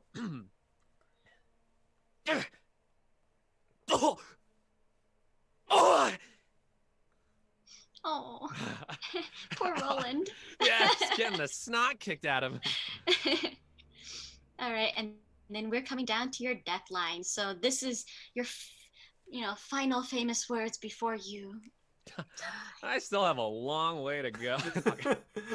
Running pretty healthy there. Let's beat you up a little bit more. Sure. I still have a long way to go. I still have a long way to go. Can you do one more? Where after you say the line, just do that last exhale. Sure. I still have a long way to go. I did a aggressive. Dying with a smile. He's like, No, and that's what pulls at the player's heartstrings more. Like, why did you let him die? Why did you let him die? You wouldn't let him drink a potion. Goofy, Mega Elixir, Sora. Rosebud. All right. I think we have time to jump into one more script. Yes. Oh, sweet. Heal me, Donald, please. I can never do a Donald. Yeah. Cool. Some people can really get it in there. Sorry, duck got it here. So, this is not going to be Donald. We are going into a very different genre game here. Oh, cool. You are going to be playing Liam. He is Army medic that volunteered to support Team 3 while he's looking for his old retired mentor living within the city. What's happening in the game itself. So this is a first-person shooter. Mm-hmm. Chicago is being overrun by a massive outbreak of zombies, and your team has been dispatched to evacuate the survivors before detonating the nerve gas that at the center of the city. That the nerve gas is what's supposed to like kill the zombies that are like left in the cities. It's only gonna make him stronger. You know that's how it works. Plot. That's plot gas. That's plot gas. I just wanted to note though that this dialogue sheet looks a little different. Yes, I was just about to point that out. Go for it. So I forgot to mention like the different sections. Each script that you encounter is probably going to have a different layout, but they're probably going to have a column that's like this right here, where it's like labeling that's for the engineer and everybody else to keep track, so that they can be like, oh, what line are we at? Oh, we're at like Liam 1 _ 102, so that the engineer knows where they're at, and so they can label each individual file so that when they export it to the client, it's all in order and they know where to fit everything into the game, so that it's not just like one massive file and they're just like, well, hopefully if they put it in somewhere. Yeah, so this is labeling. This is for production side. As an actor, it doesn't really matter to you. This is, of course, the characters section. Maybe it'll like be, sometimes it'll have lines with the other characters in between. Sometimes they'll just filter it so it's only your character. And then, of course, the dialogue. and then like usually has like a notes section that might just be for production side. That might also be notes that you can incorporate as an actor, so you know what's going on. And this one in particular has an intensity column. Not Spicy all level. scripts have How it. spicy? Yes, Spicy exactly. level too. So you know about how far to go. So, and it's just to give the actor, you know, like a heads up, like, okay, it might be a little bit more stressful on your throat. That's helpful. Sorry, this one has like quite a lot of threes, but it also we'll looks work like our it's way up to- some safety for the engineers. Someone in chat asked on that Yeah, I last thought- read, Ricco, how you avoided peaking your microphone on those high intensity. I'm lines. familiar with well, this mic. This is a Neumann 10 TLM 103. It's built to, it can take the damage, it can take the DPS, but the thing, they peak like anything else. I'm very familiar. This is the same ones we use at Funimation. So you'll probably want to like, if you have like an interface, you can like manually adjust the knob for the gain, which is probably what Ricco is doing right now. That is what I did. For when you're recording like anything that's very coming in very hot. Mm-hmm. And there are other ways to go in and do like effects and EQ and stuff to try to like save if like you pop a lot or things are happening. Kill the mic rumble is the preset for that. If you get a lot of pa and se. But anyway, but for the most part, you don't want to noodle around with that too much. It's better to kind of just like, if you can, just turn a knob and do it that way, especially if you know it's coming. So, but yes. Yeah, definitely. Yeah, sometimes like especially if you're recording from home, like the studio might not want you to add too much compression and EQ and all that stuff, so that they can have the room to do it themselves, and they want the sound to be as clean as possible. Different instruments, by the way, do like over at Okratron, which is a Sabbath studio, he has like really, really fancy microphone that can do all kinds of stuff, like lights up and everything. And I have to stand a good distance away from it. I can't remember what it is, but it is like it's strange because my mic etiquette always tells me, you know, you got like about this distance away. But this other one, I'm literally instructed by engineers and directors often to like, can you give it some room? And I was like, oh, that's strange, because it's so sensitive, and they can like they can actually choose where they want the microphone to focus its, you know what I mean, like it's so its pattern can change. Wow, it's so cool. But anyway, so when you start getting into instruments like that, this one I'm just familiar with, so I'm like, this is probably gonna peak. So I took a little half mini step back so I could attack it full voice. Anyway, yeah. And also, you don't like put too much like air in it. I mean, you have like a pop filter, right. But sometimes like even then, if you're a little bit too lung heavy and strong, then it'll just like poof, like have that little like effect on the mic, and then you ruin your take and you have to do it again. You're just like, I have to scream again. I'm lung heavy. Yeah. But anyways, we'll move back to Liam here in Chicago. So in this first scene here, you are talking over the radio. You're running out of the building to let command know what's happening. And intensity is from 1 to 3, I imagine, seeing how death is 3. Yes. I think it's just that in all, like, you know, there's like a certain energy, because you are everything's kind of heightened already. So it's not like, and you're also kind of running. So there is kind of like that energy going, because you're getting to the truck. Great. Right now. Cool. Is it A and B? Yes, it's cool. A and B. You got it. This is Liam from Team 3.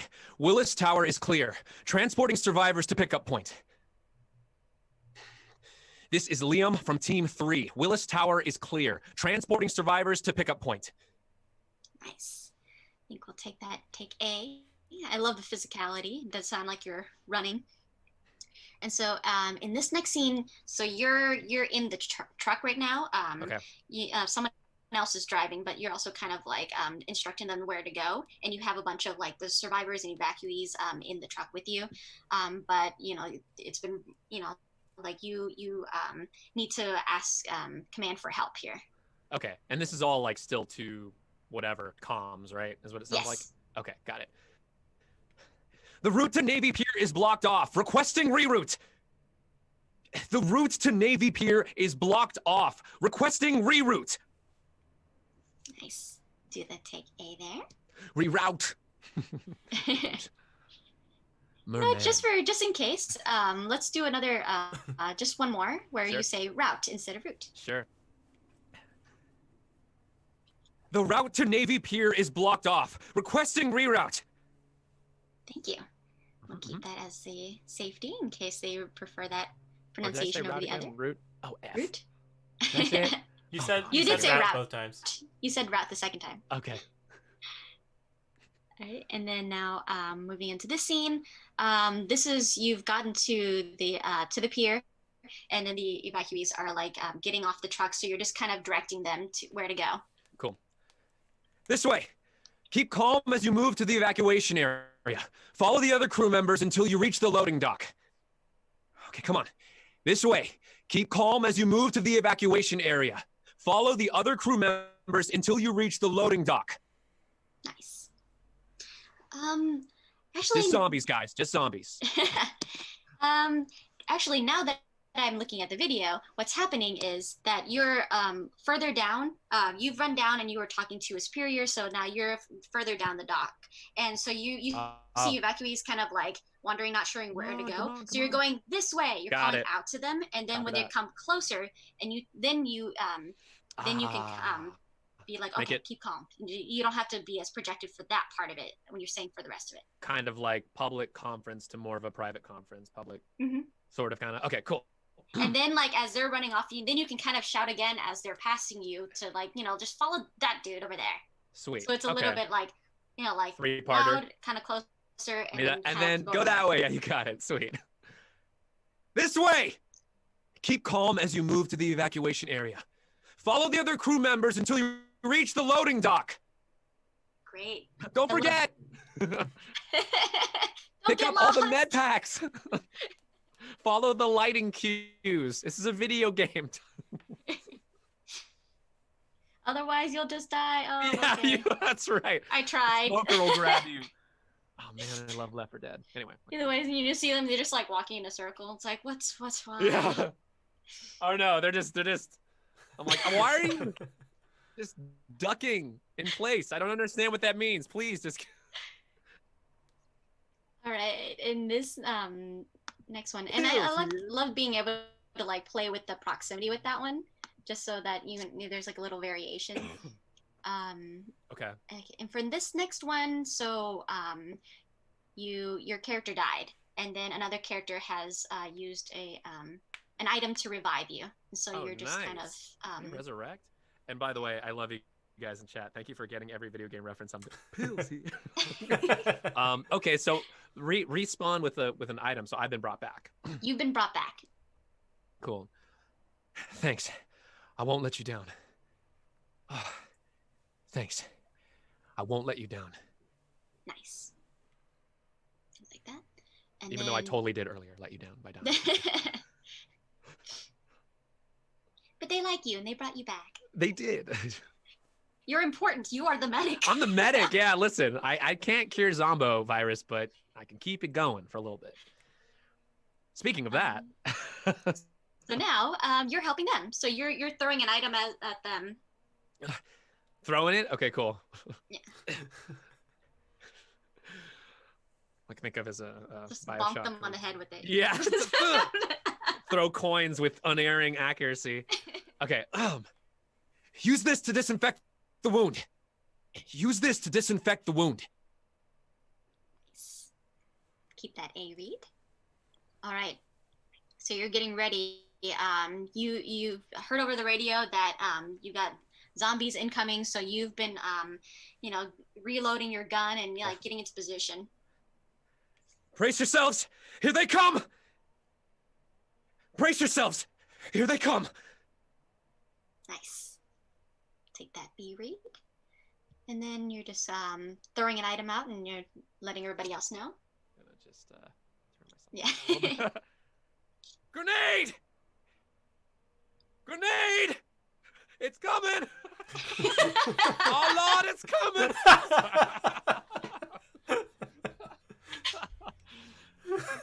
Sweet Jeebus. As you've noticed, like as I'm sure everybody's noticing, like, because recording from home, you don't have a sound engineer that Rico's having to like jump back and forth and readjusting things. It's a lot of hats to wear when you're recording by yourself, and it takes practice and experience really to get the hang of it, and knowing what you can do and knowing what your equipment can handle. So, all right. So in this next one, there is a zombie that's gotten close to you. Your gun's out of ammo, and it's like got your arm, and you're asking your teams for help.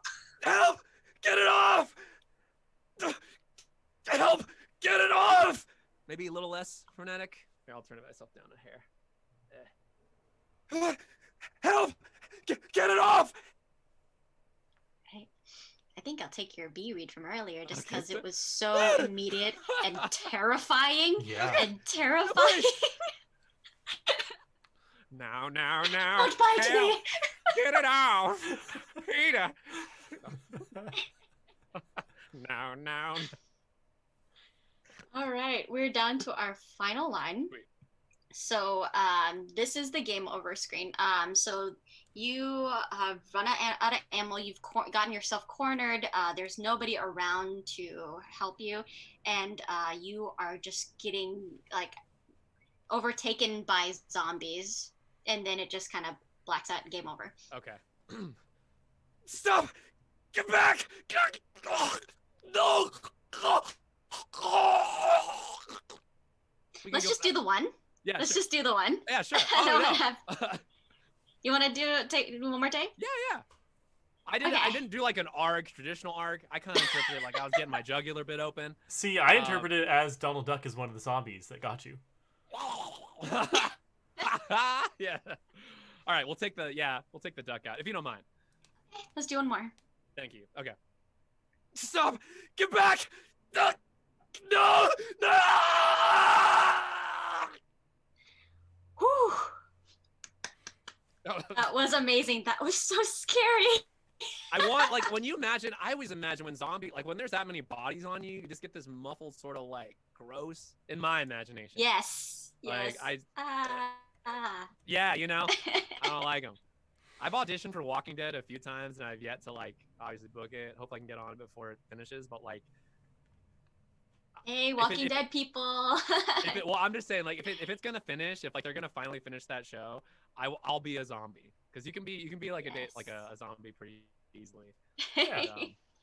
That'd be dope. Well, fantastic job. Put it out into the universe, Yeah, whenever we can film things again. Thanks for the fun, Great Xanthe. job. That was super fun. Oh, you were amazing, Rico. I'm so glad that we got to show off your acting chops on camera. Lord. This is fun. Would you now that you are have done all this amazing yelling and screaming, do you have any tips for taking care of your vocal health? Yes, well done. Actually, this is usually post and pre warm-ups are important. Hydration is obviously very important. Mm-hmm. I like to hums. There's a lot of vocal exercises. For me personally, I like to do a lot of lip trills, and also phonate through the passaggio. For those that are familiar, it's like your break. Actually, let me turn myself up. Sorry, I can't hear. There I am. But like, so like, it might sound kind of like Marge Simpson or weird, but for me, that's where I need to do, because I actually am one of the few people to have gotten vocal surgery. I had a hemorrhagic polyp removed years ago, which is the same surgery Adele had, by the way, because of overuse. I was doing Romeo out in the park. I was teaching 2 classes. I was directing a musical, Putnam County Spelling Bee, and I was 2 leads at Funimation and 1 supporting. So literally I'd go to sleep and my vocal cords would just be humming at night. Like they would be tremoring because I was using them so much. Wow. So I got what would be like a hemorrhagic polyp, which is kind of like a callus that grew over a wound, and I was having a hard time swallowing. I couldn't phonate on some stuff. I can hear it actually. If you listen, I'm in a show called 𝗷𝗔𝗢𝗄𝗃 Ashes and Illusions. I'm the lead in that one, Fantasy and Ash, and you could hear this kind of like rough sound that was not me, just because it was from vocal damage. So I got it sliced off. I was instructed to not talk for 3 months, which I had some repeat. Yep. and so all my repeat clients, because I'm the voice of quite a few things like Six Flags and Pizza Hut and a few other things like that I needed to record, and if I didn't record, I'd lose that client. So this is for all those actors out there, like taking care of your body is so important.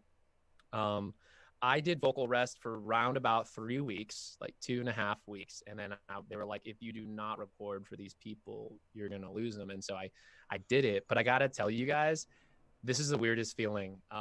After the surgery, I did like one hum and I had the range of an angel.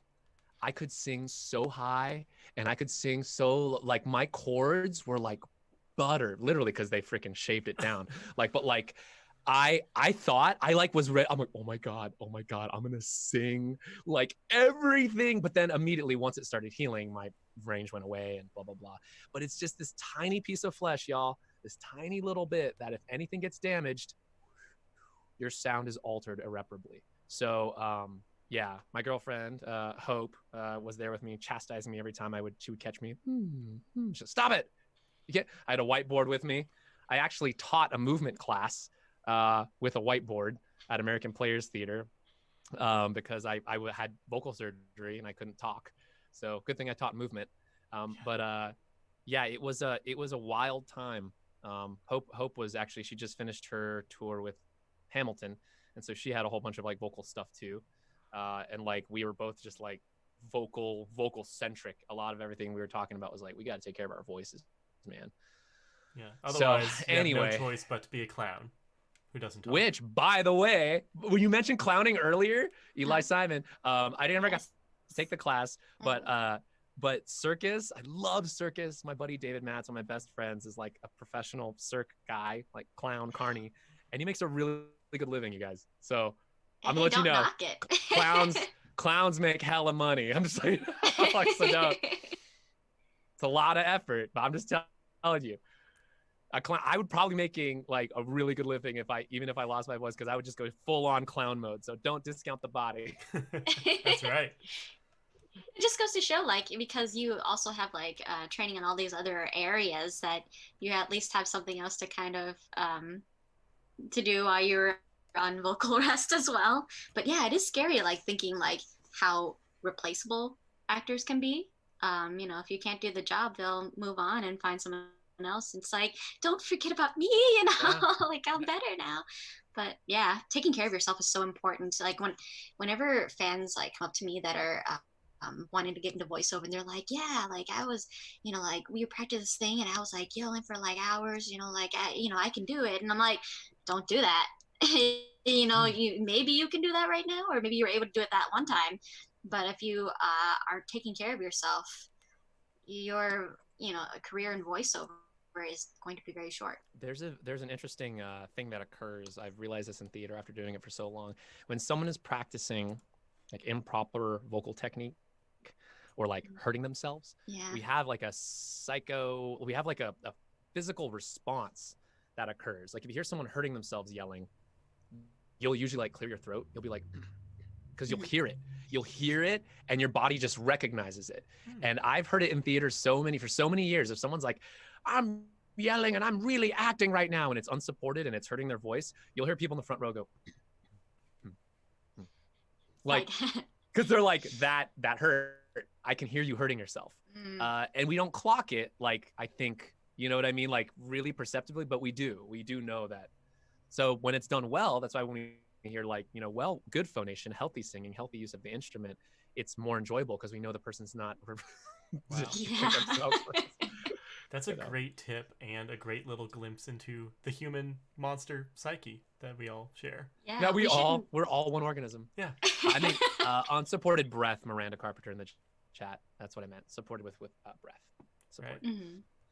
Mm-hmm. Well, it's almost time for our question and answer segment. Xanthe, you want to check if there's any other info you had that you wanted to share before we get to that? Oh, yes. Let me share screen for a second.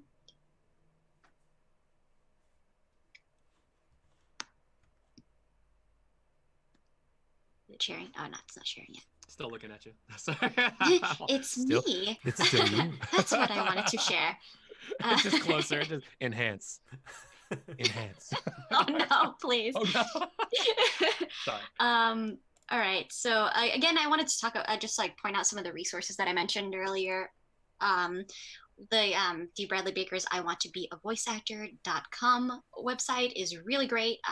If you don't know anything, if you want to get started and you want to know a little bit more, this is a great place to get started. There's about they're getting started, learning to act, a lot of like different things here, creating a demo, creating your website, learning to audition, like finding an agent. There's so much great information on this website. A lot of my peers have been going to this one in particular, talking about like creating your home studio. Definitely check out this site. A resource that I like a lot is the Voiceover Voice Actor What It's Like Behind the Mic book by Tara Platt and 𝗷𝗫𝗁𝗀𝗨𝗧.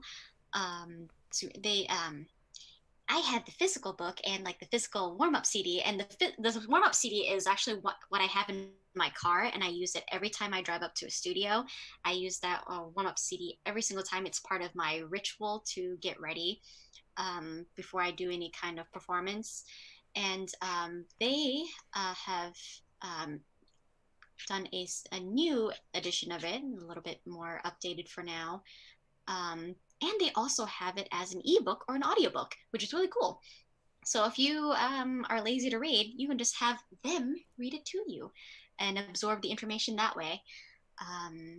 There is also Erin Fitzgerald's book here. You can download, it's like an ebook, so you can download it and read it that way on your computer, or you can, she also offers it as an audiobook as well, and the audiobook has a lot of interviews with a lot of different actors as well. I would highly recommend this valuable resource. There's also the Voiceover Resource Guide. This is more geared towards Los Angeles and New York, but it has a list. It's kind of like like your Yellow Pages kind of thing, where it has like a list of recording studios in these two markets, casting services, talent agencies, places that you can get coaches or training at. A lot of really good places there. So a little bit of info regarding union stuff. There's some information there, and also like a list of rates. If you don't know what union rates are, you can get an idea here. And a bunch of other things. And then lightly, I want to touch on the Voice Acting Club, which is run by my friend 𝗫𝗄𝗅. She has some information regarding indie stuff, like how to get started and like different types of etiquette, and lots of really great little articles here about like taking rejection and like I love that, receiving criticism. Rejection, yeah, like how to handle it. Think that's great. It really is, and the quote is, it's not rejection, it's selection. If there's like 50 people auditioning for one role, only one person's going to get it. It's not like I'm rejecting you. And it's the thing that 𝗫𝗏𝗍 says is it's not the best actor gets the job. It's the best, the person that is best for the job gets the job. Dude, I was just saying that so, yeah. to a younger actor. It's not. That's great. I would take that. If there's anything you take away from this, you guys said, like, aspiring actors, it's that. Like, that's a beautiful lesson. So don't be so hard on yourself. It's, like, you may be, very talented. It's just not, you weren't the right fit for this character or this project just yet. But like, if you give your best effort, then the director will keep you in mind for future projects. You might just get called in because like they liked your audition, but you were more appropriate for this other thing. So always do your best and be respectful to people. Sharing your best work as the years have gone on doing this have got me jobs that I have never auditioned for. Like, someone who remembered me from 5 years ago is like, yeah, straight to booking. I'm like, who are you? And they're like, oh yeah, we met you at this. I'm like, oh my God. Like, that's, but you're really fun, and the spot wasn't right for you, but we got this for you. And the cool thing is, like, why would you want to work on something? Like, why would you want to get cast in something that like you weren't right for? Do you know what I mean? Mm-hmm. Like if you're cast in something, Yeah, dude. And don't get me wrong, like acting's great, and we're all transformative, amazing, you know, performers, I imagine. But like, if you, I don't know, you strummed a string in my heart when you said that last phrase about, you know, like, just don't be hard on yourself, because if you take care of your work and you keep sharing your work and take care of your craft, that's something that's completely in your control. It's not out of like the realm of possibility to get more skills. And anyway, sorry, I could go on and on. I'm gonna get off the soapbox. I'm like, I feel myself climbing on it. So great. No, this is great. Great input, like to hear it from another person as well, you know, because like we all go through this and you like learn it yourself, and then it's, you know, like I really want to put that out there just so like, you know, when you experience this for yourself, you remember like, oh, you know, maybe it's not like being like it's just if I was appropriate for this or not, you know. Yeah, great.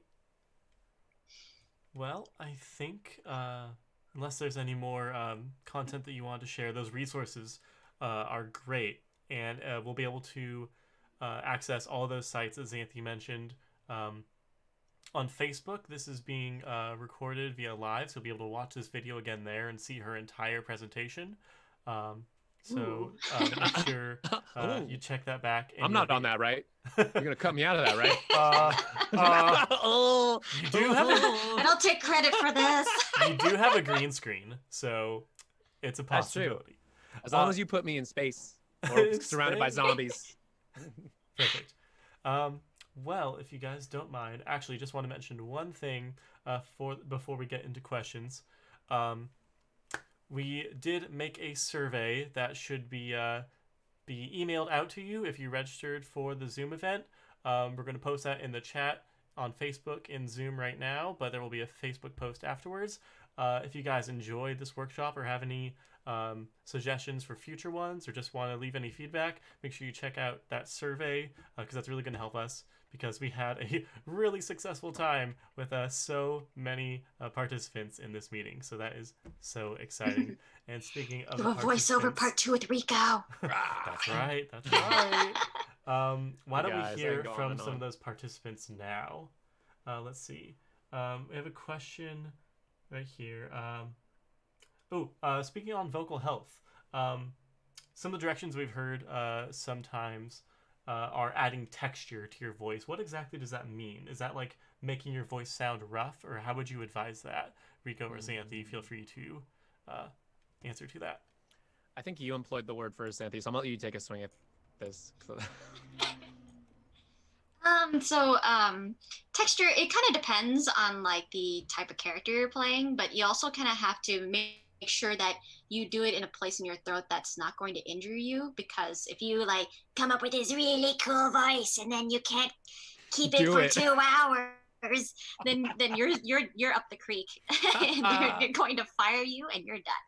But you know, for me, like I know that I can do this kind of texture and speak like all day if I wanted to, and like I can't really explain it. It has to kind of do with like how you're like placing your doing placements. I don't need I can't technical words speak now, but I could try to tag. You kind of just have to discover.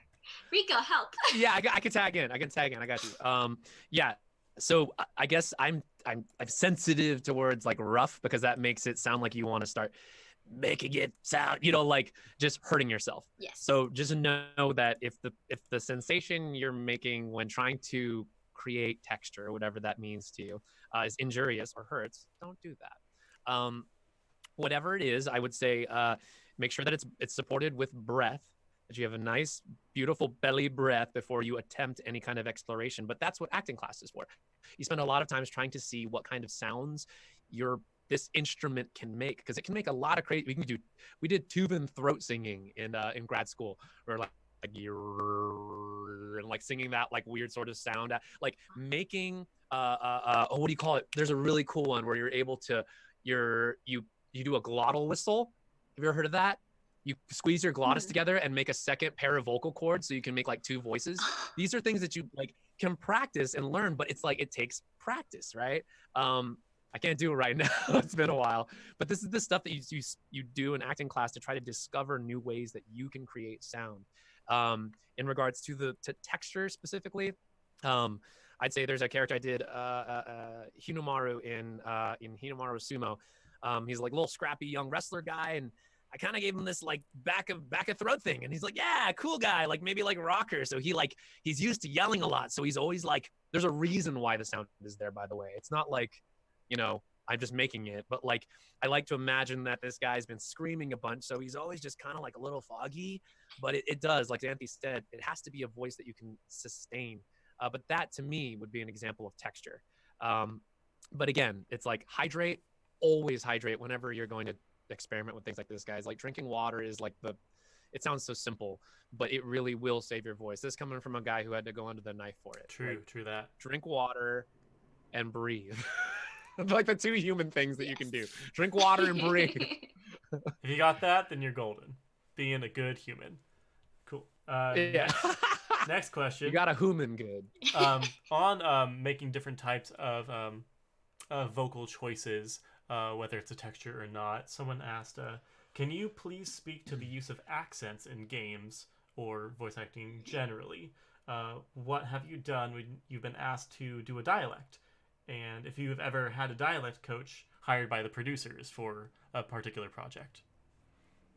So one of my mentors, I want to recommend, like she does classes all the time, online classes, is 𝗤𝗨𝗧 She is a dialectician, as she likes to say, and she's gone around the world. She's recorded all sorts of people speaking English in all sorts of different accents, and I can't recommend her class enough. Her system is really great. It does involve a lot of self-research and practice, lots of practice. I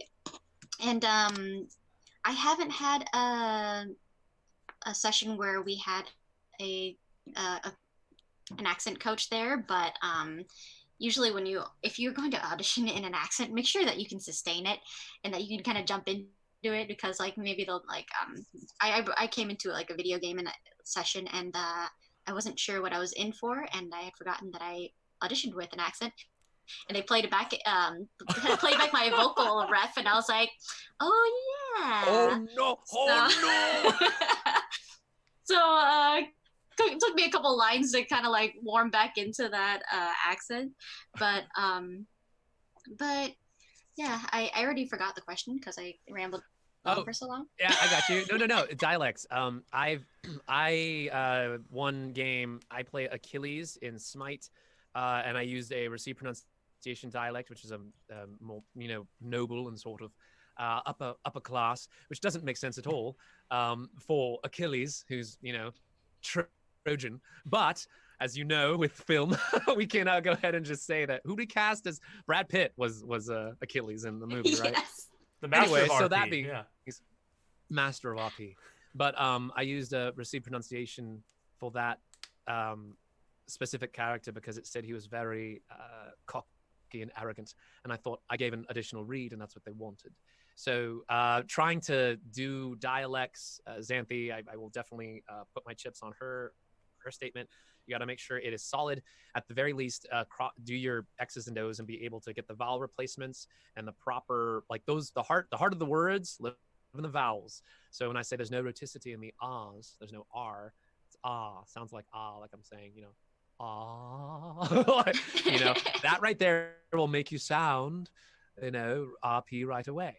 But all of that said, it's all homework, and it can all be broken down to ones and zeros in practice. So yeah, definitely immerse yourself. If you're like, if you have like a couple days to submit like an audition or something, start watching like a bunch of like YouTubers that speak in that native accent, movies that you can find with accents, but then like movies, they're kind of, you don't know if their accents are authentic or not, but like I find help finding YouTubers, vloggers and stuff where they're just kind of talking to be very helpful, because they have that accent naturally and they're not trying to put on anything. And so you like, kind of like listen and repeat basically to practice and like kind of get yourself into the zone for like that character with that accent. I just put one in the chat. Best thing, dialectsarchive.com. It gives you native speakers across the world, and you just listen to them speak. They all do a similar monologue that allows you to hear how they place their vowels. how they employ different words, when they employ different words, whether they're talking to a female, a male. Like there's a lot, you guys, when it comes to language. And the worst thing, I had to do two quick things.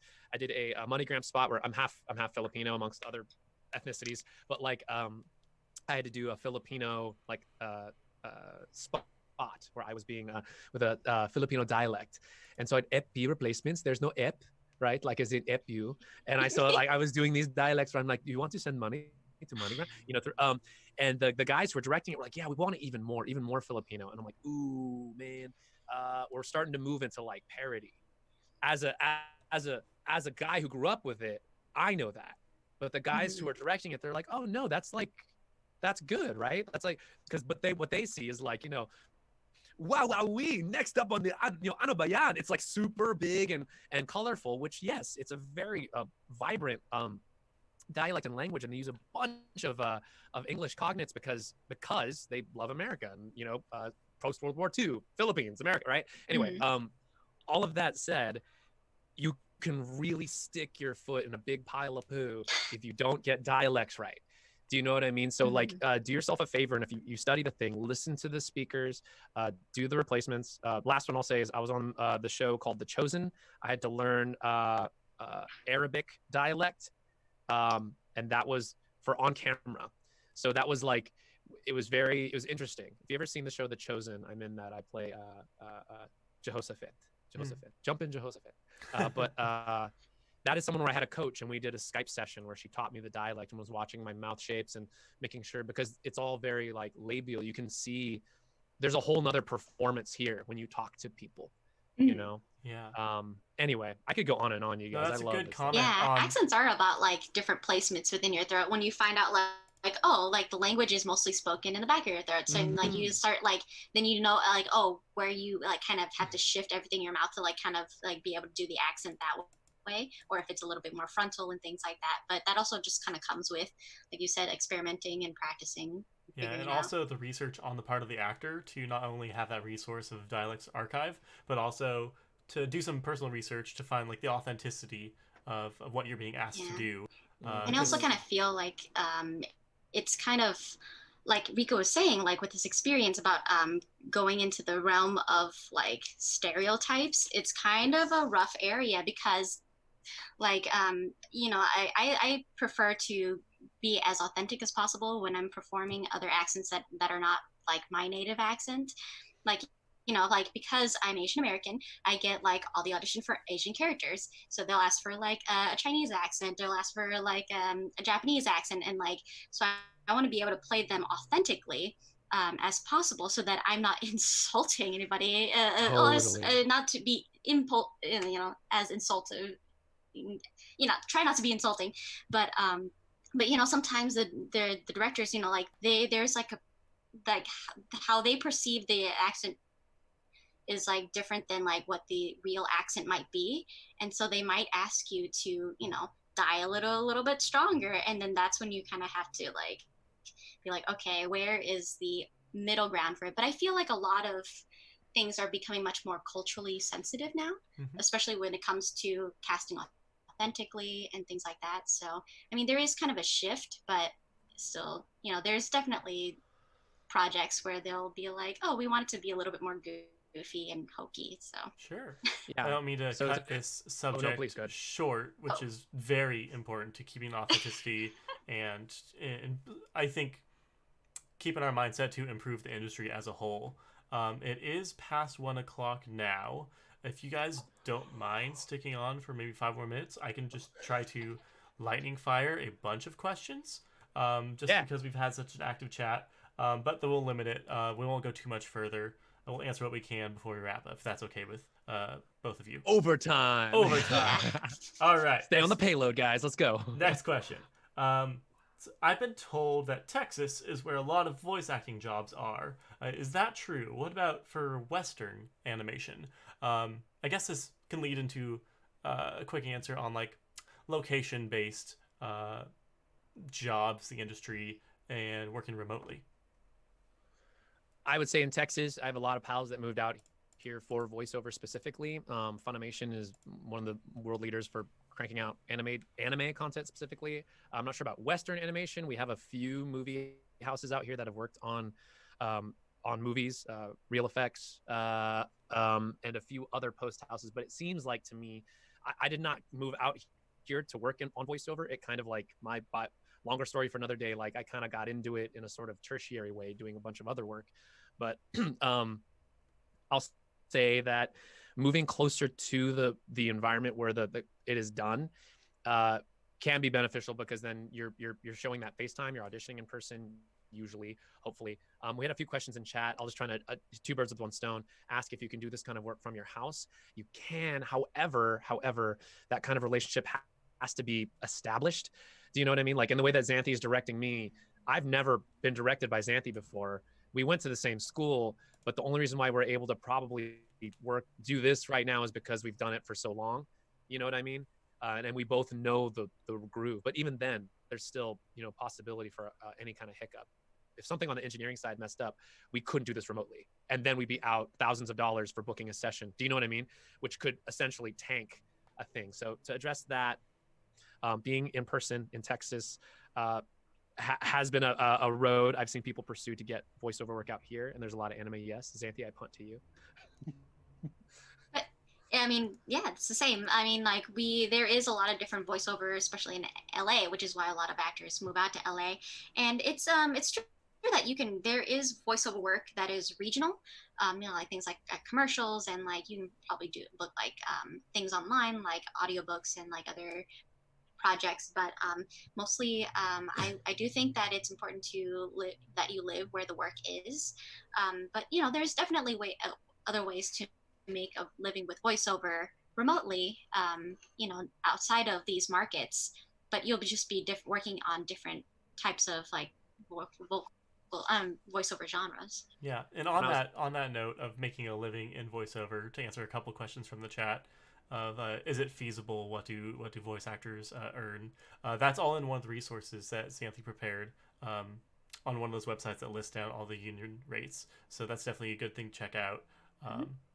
For all of those questions. There's also the GVAA. They have like a list. I don't know how updated it is, but there's like a lot of different rates for like union and non-union type stuff. So you can get an idea if you have a client asking you what your rates are, then you can kind of look through and kind of give those use those as a guideline for your own quotes. But yeah, did you ask about like making a living with no, that I think that was saying that resource has a lot of answers for those sort of questions of like how feasible one that ties two together, I'll say, is for agency representation. I got my agent out here in Dallas, but when I'm from California originally, because I went to UC Irvine with Xanthe, I was courting an agency out there, and when I was asked, I went out and I had a meeting with my LA agent, and they said, "How are you doing in Dallas?" I'm like, "I'm working pretty regularly." And they were like, "Well, you should stay there. Like unless if you come here, if you're gonna show up in LA, we will sign you, but you need to be here." So for just so you know, like I by the way, I still do on camera. This wasn't just voice. So like I might be giving you maybe mixed signals, but at least my experience from being an actor, they want you there. But it sounds like, Xanthe, you're also saying you need to be there in order to, even for voice. So yeah, great, good resource to check out before you decide to make the move anywhere. You can do a lot of stuff from home. Next question. How do you deal with the shift from theater work to voiceover work? Then Ricco, you're still doing a lot of various fields of things, and you both had experience live performing at UC Irvine. It's just learning the different technicalities of each. I feel like that's the main shift.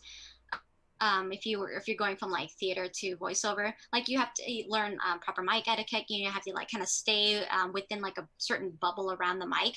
If you move too wildly, you might hit something that'll make a noise. You might break something, or if you're like turning and like your voice isn't on the mic, then then the sound is a little bit off. So I feel like it's just like learning different technical aspects about like what you can or can't do in like both fields.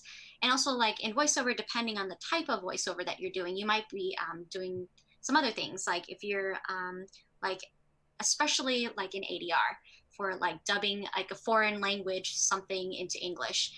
And if you have picture, then like if there's like someone on screen and every time they talk you have to kind of like match the timing of like whenever their mouth is open and stuff like that. So you're reading the scripts for the first time, but you're also kind of glancing up and down to make sure that you're matching the timing and everything, and you're listening and trying to get like the emotional nuances from the original work, but you're also listening to the director trying to give you feedback and trying to do all these other things. So it's just a different way to approach acting, is yeah, no, that's great. Yeah, no, like you hit it spot on. I think that's the transition from theater to VO.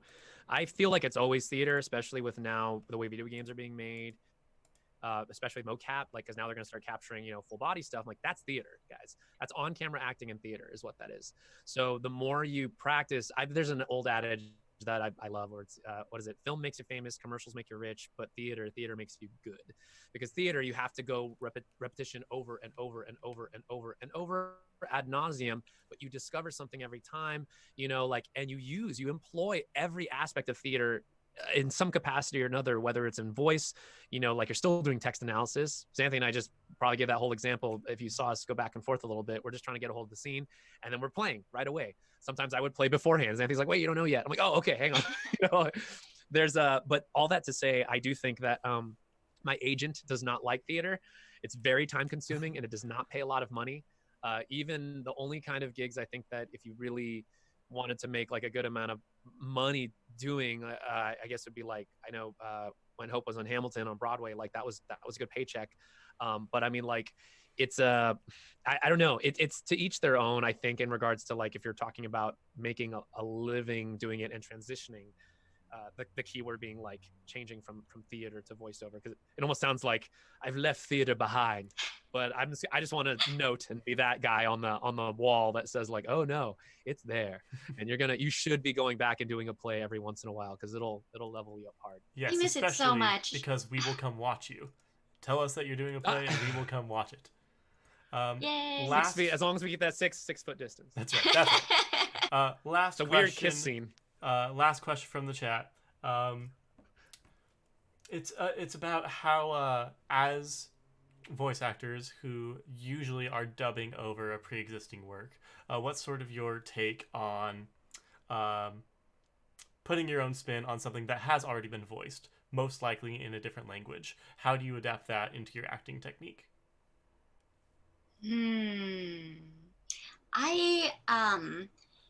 For me, I listen, like we listen to the original language track before we perform our line, just so that we can get the timing and then like get like hints of like what the emotional like tension was like in that moment. But like I feel like when I jump into it, it does kind of like become like slightly my own, but then also kind of incorporating what was already there. So it's like a melding of both for me, so that like it's not like a completely new thing. It's still like kind of got like the familiarity of what it was before when I perform. I don't know. What about you, Ricco? I think of it like musical theater. This is probably the most where it's like musical theaters that you can hear, like, okay, so I do a lot of Japanese, but I hear a lot of Japanese voice acting, and they sing, their language is more musical in its own way versus like Mandarin versus like, Indonesian, any other kind of like language that I've heard. I've dubbed over Russian, over German. Like every language has its own kind of musicality. Mm-hmm. And really, since I'm not a speaker of the language, I have, like Xanthe just said, you kind of get an energy of what's being said, mostly for timing. And of course the script's been adapted. It's then up to you. So you kind of like, I think sometimes you take the energy of what the actor gives just to like knows you take a note, this is where it lives. But like when you do Shakespeare, you're not like, oh man, he did Hamlet, so I got to do Hamlet exactly the same way he did Hamlet. That's dumb. Like personally, like it's you no matter what. And just because he's using the same language, it's a little bit different. So I shouldn't even say a little bit different. It's completely different, I think. And yet, but that's me being the purist, where I'm like, every performance, that's Xanthe's Haru. You know what I mean? Like when I hear that voice, that's you. There's like, yes, and there's also a Japanese performance, but when I'm playing Final Fantasy VII Remake, I'm listening to the French, I'm listening to the Japanese, I'm listening to the English. They're all good, guys. It's like watching a play multiple times with a different cast. It's super exciting. Wow. So that's great. Great point. Well, how informative was all of that, everyone? I want to give another extra special thanks to all of our guests and to our entire alumni chapter. Our president, Ivan Williams, has one word he wants to mention before I give our formal send-off. So let me put it over to Ivan. If he is unmuted. I think he's muted. Oh, he's practicing clowning. That's what he's doing. Oh, he's practicing clowning, yeah. You're muted, Ivan, sorry. Still muted. Who's in charge? Let us see. Excuse me. Perhaps. There he goes. Yeah. Oh, wait. Come back. Oh, no. There you go. No. Oh! There he is. There we go. All right. Can you hear me? Yes. There you are. Well, again, I think we're thank you, Xanthe and Ricco. It was incredible. What an event! I hope everyone had an enjoyable time. First and foremost, I want to thank Clint and his fine moderation of today's session. But most importantly, I want to thank each of you for showing up today to see the Anteaters of the Arts and be proud of our alums of Xanthe and Ricco. They did an incredible job. As the president of the Anteaters of the Arts, I want to remind everyone, this is all about the alum coming together and celebrating the power of UC Irvine. And in helping us do that, on June 3rd, we're having a giving day for UC Irvine worldwide, where you can show your love and support by making any dollar contribution to help future artists, from the 𝗫𝗄𝗃 School of the Arts to the Film and Media Studies people in the School of Humanities. So please come out on June 3rd. It's a virtual UC Irvine Giving Day. And then in addition to that, we're going to welcome you. Hopefully you sign up and follow us on Facebook and other social media platforms, Instagram, because we're actually going to have physical events again when the world returns to normal. So this is just an added feature to what we have added to our arsenal of engagement with our students and faculty and our alums. So virtual engagement allows us, Anteaters in the Arts, to talk to any anteater across the globe, and we hope to get more of them in the future. So, but we will have physical events, and even though we're in Southern California, you're always welcome to come. The other piece is we want you to sign up to be part of the Anteaters Arts. So you get our mailings, our connections. And for those of you who are really super interested, we do have an amazing new organization called the 𝗫𝗄𝗃 Society. That's a bunch of people who love supporting the 𝗫𝗄𝗃 School of the Arts and the future artists. And particularly, as you can imagine, these days, we have a lot of students that are struggling. We have students that need help. They need your contributions. They need your support as the world enters a continued remote learning environment. But at the same time, students still need scholarships and help because everyone's hurting. A lot of people are unemployed. So we need to keep our anteaters alive and well and healthy. And leave it at that. I want to leave you, and you stay healthy. You stay safe with your family. And again, thank you for showing up. We love you. Yes, Thanks, thank Clint. you. Thank you, Ivan. Let me just say last few things. Easiest way to keep in touch with all of us for more events is just follow Anteaters in Arts on whatever is your favorite platform. YouTube, Instagram, Twitter, Facebook. Right here in Zoom, you're already on the mailing list. If you want to go a step further and sign up for the mailing list for our Alumni in the Arts chapter, you're going to get all those invitations to our mixer and our live events. We'll definitely have some more in Southern California, where hopefully you'll be able to meet Xanthe. Hope you will attend and we'll be able to see each other in person. We'd love to expand out to Texas too, and pretty much the whole world, like Ivan said. So last thing, as a special gift for all of you who stayed all the way through, I would love the last words of this Zoom call to be from Haru and Lemillion themselves. If we could just get a little bit of 𝗁𝗁𝗁, or maybe a 𝗁 power. Ricco, let's do 𝗁 power? Let's do you turn first. myself down again. Me first? Yes. Or no. Oh God. Okay, cool. Not to put you on the spot. No, Yeah, cold read, totally fine. Just remember, with all my years over at University of California, Irvine, it's one thing I learned. It's to turn experience into power. 𝗁𝗁. Fantastic. And then let's throw it back to Haru before we leave for the day. Be sure to take good care of yourselves. Be sure that you're drinking and eating well and sleeping well, taking care of your mental health as well. And Yes, thank you all for being here. I hope that you will be able to attend future events by the UCI Alumni Arts. And yes, that. That was great, Haru. Fantastic. Thank you so much, everyone. Thank Thank you. you. Dot, dot, dot.